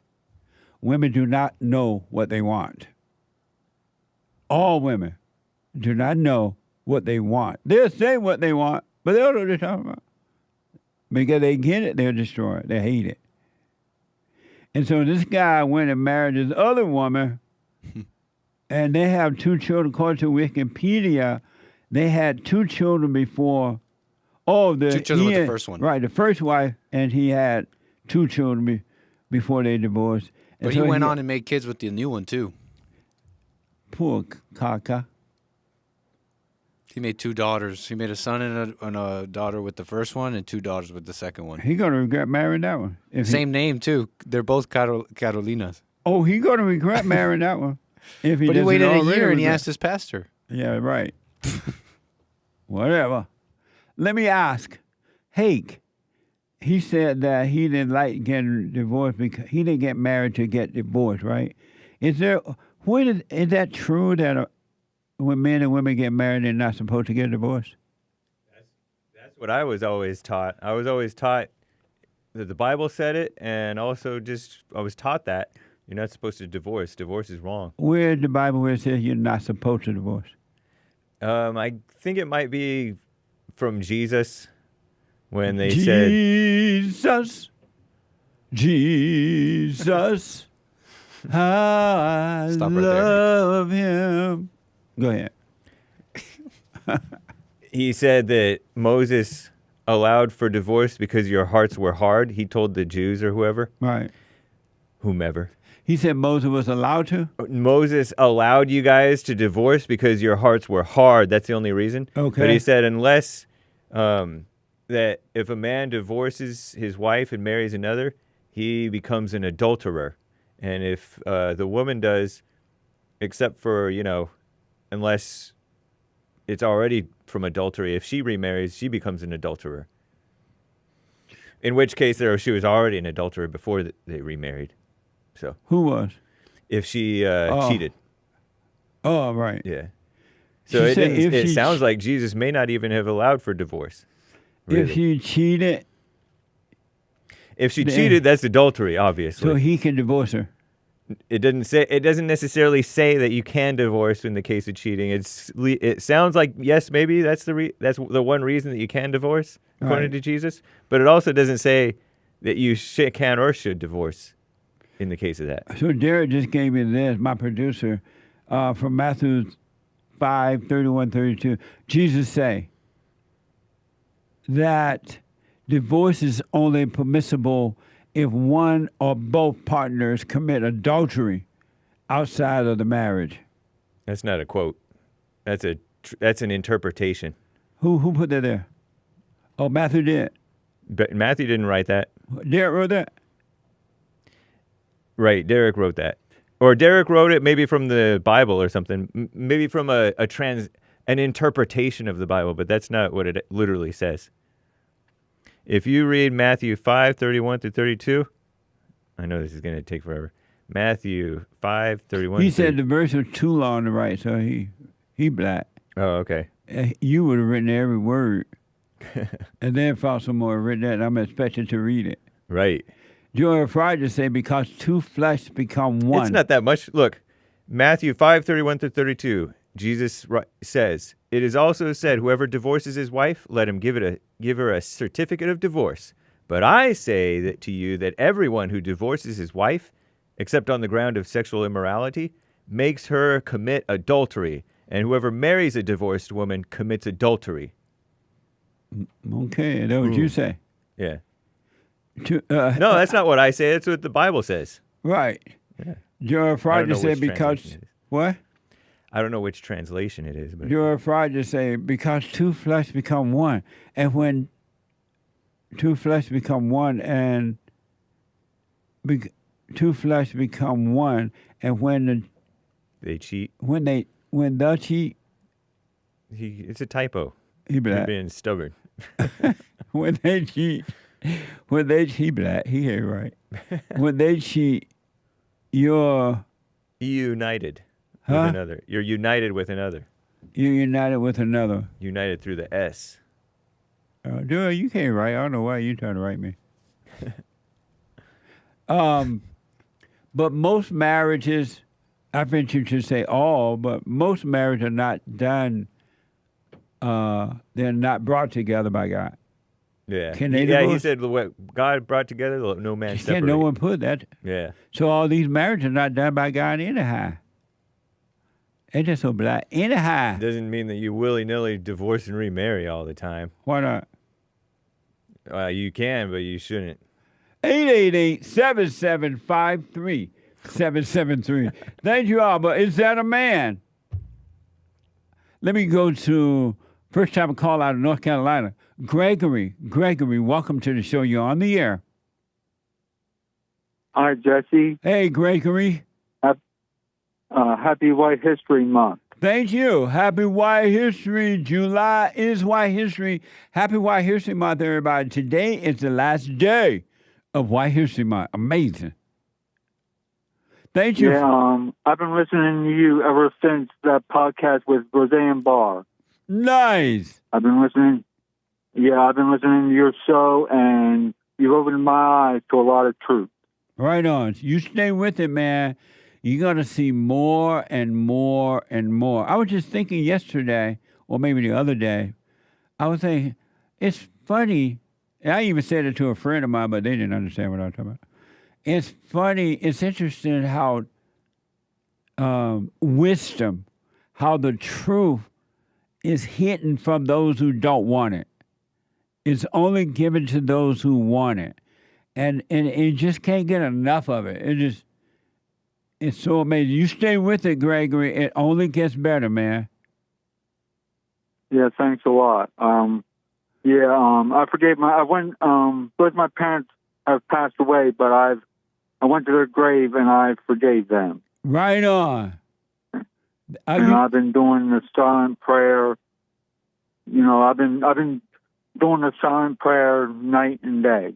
Right on. You know, I try to stay in the present as much as possible. Well, just stay with it, and when you fall out of the present, don't judge yourself. Just come back to it, and eventually, that's all you're gonna have is the present, and the illusion of the past or the future will disappear, and you will have it no more. It'll be taken away from you, and you'll always be one with God at all times. Yes, thank you, Jesse. You're welcome, man. Happy White History Month, and thank you for calling me. Let me go quickly to Mark out of Texas. Mark, welcome to the show. You're on the air. Hey, Jesse. Happy White History Month, my friend. Thank you. Happy White History Month. Hey, I wanted to answer your biblical question. Do you love the emptiness of not knowing who you are? I absolutely do. You know, I've been doing the silent prayer for about 8 months now, and I love sitting and just letting nothing happen within me. And I find that the emptiness, it takes a lot of pressure off, you know? You spend a lot of time, or at least I used to, wondering, who am I? Am I this guy or that guy? Am I a teacher? Am I a musician? You know, who am I? And now I find a real peace in just saying, you know what? I'm just going to be a child of God and let him guide me. And wherever that takes me, that's where I'm going to go. Amazing. Amazing. I love that. Amazing response. I'll put my little 2 cents in on Sunday. If the Lord is willing and the creator right. Thank you, Mark. I appreciate it. Jesse, I got one last thing to say. I know that you talked to Mr. Trump, or you're great again to make America godly again. I think it's time to change that one word. We need to make America godly again. Well, I think great, in Trump mind, I think great mean godly. You think so? Yes. I could be wrong, but I think so. Good idea, though. Thank you. Okay, Jesse. God bless you, man. You too, buddy. I appreciate you. All right. Super chat. Super chats. Tim bought our coffee. Jesse, thank you and the crew for another great White History Month, July. Good luck with everything. Thank you, Tim. I think I read that one, actually. But thank you, Tim. Yeah, thank you, Tim, and thanks for supporting it to make it all possible. We can do all this if we didn't have the support, financial support of you all. So thank you. I don't take it for granted. We got a lot more work to do, though. So thank you. Elijah with a diamond, and I'm censoring it, but he says, Big Mama 2024, Big Mama 24, Big Mama 2024. Amazing. Thank you. Said something else, but I'm censoring it. Thank you. Cactus Eater Bear with a diamond. Wasp guy doesn't have fear, but he's emotional. Clown emoji. Interesting point. What? I appreciate that. Thank you. That's a big deal. The people don't realize what you just said. That's deep. Indeed. Thank you. Superman's daddy with the coffee. Before it's all said and done, happy White History Month. Let's make this last day amazing. Can we get a job on Punchy TV? Wow. What amazing suggestion. Thank you. We're going to put that at the top of the big notes. Things to do. In the suggestion box. Absolutely. Thank you. Harry I appreciate it. 3 coffees. Is Trump black? He's got 3 baby mamas, felonies, and ops shooting at him. He's a real man. Biden's biggest ops is the stairs. I can't read, man. My bad. But Biden's biggest op is the stairs. He sound black to me. What the? Amazing. Thank you. Benny Hill with a coffee. Eating an apple a day just feels white. And I'm black. Amazing. Happy White History Month, y'all. And you black. Happy White History. Thank you. Thanks for the support. Shout out to the top contributors on D-Live. Evgeny Crosby, Cactus Eater Bear, Elijah, Aries 1, Greenwall, Games for Rec, and the rest of the D-Live crew. Thank you guys for the support, and thank you guys. I do believe that is all for now. Thank you. Thank you very much. And by the way, check us out on punchy.tv. You can watch the network. You can watch the network on our own platform now. Punchie. Punchy.tv. That's my nickname, by the way. Punchy.tv with a Punchie. Amazing. Let me go quickly to Tony out of Pennsylvania. Tony, thanks for calling. Thanks for holding. You're on the air. Hey, Jesse. How are you? All is well, sir. Is this still Manhood Hour? I had a quick story for you. Okay. Oh, when I was younger, I hung around, I guess, in first or second grade, was considered the tough guy, one of the tougher guys when we were younger. And one day we got in a little argument, and I ran to the door. I was scared of him. And I didn't know my father was watching, and he locked the door. Nice. And he let me in, right? But real quick, about 2 years later, we're playing football. Now we're a little bit older, 3rd or 4th grade. Playing football in the back, and me and him get at it again. We get on the ground. He punches me in the stomach. And I punch him back. He goes, "Why did you punch me?" I go, "Because you punched me." And that was it. Right Didn't bother on. me again. Nice. So, yeah. That's an amazing story. I know. I grew up in the 60s. We were different back then. When boys were boys and men were men. You're absolutely right, Oh, man. yeah. My father would never let me back down. I know that much. Grandpa tell me about the good old days. I know. I think I look back and I think I lived in Mayberry, RFD when I look back now. That's right. I know what you mean, man. That's really Amazing. crazy. Thank you. You're welcome, Jess. All right. Amazing. Let's go to Jason out of Buffalo, New York. Jason, real fast. I got my question, my question about, I think it was about the election. I forgot what my question was. I had to call you back. I forgot what my question was. Are you on pot? Nah, I was up here doing something. What's No, I wrong could've with asked you? you something You else, though. forgot. No, that's Hey. fine. No, forget it. He forgot the question. I think I want to ask you about the election. He really want to ask me about Beta.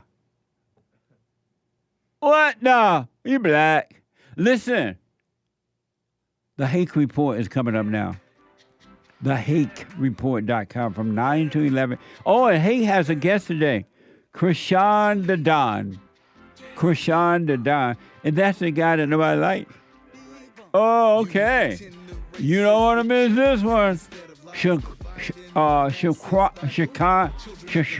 What is it? Krishan. Krishan the Don. Always bring trouble.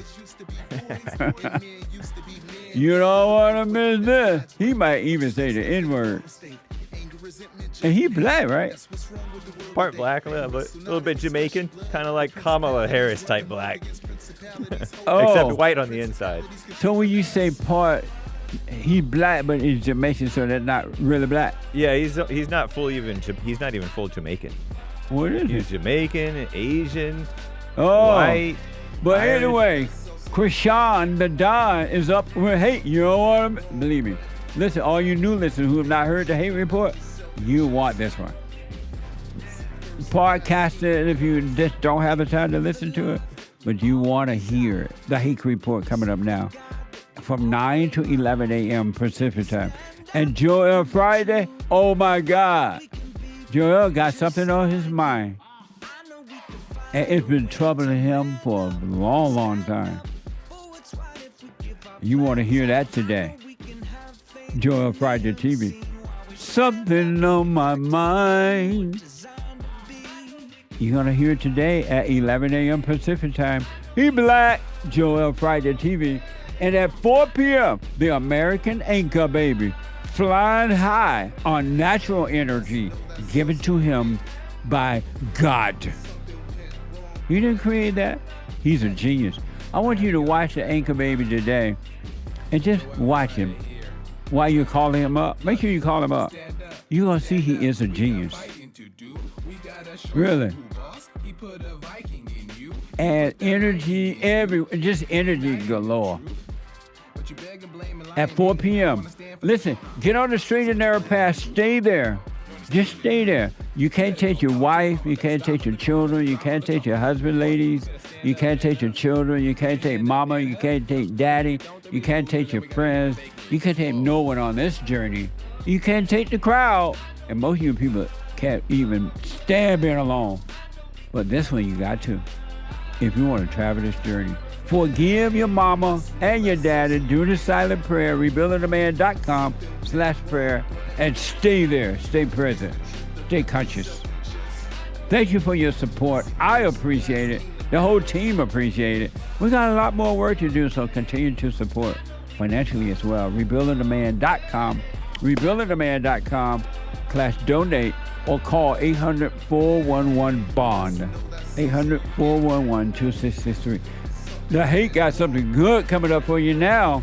Krishan, the Don. Bye. I'll be back tomorrow. Tomorrow is Bible Thumper Thursday. Get ready. It's Bible Thumper Thursday. Bye. Up.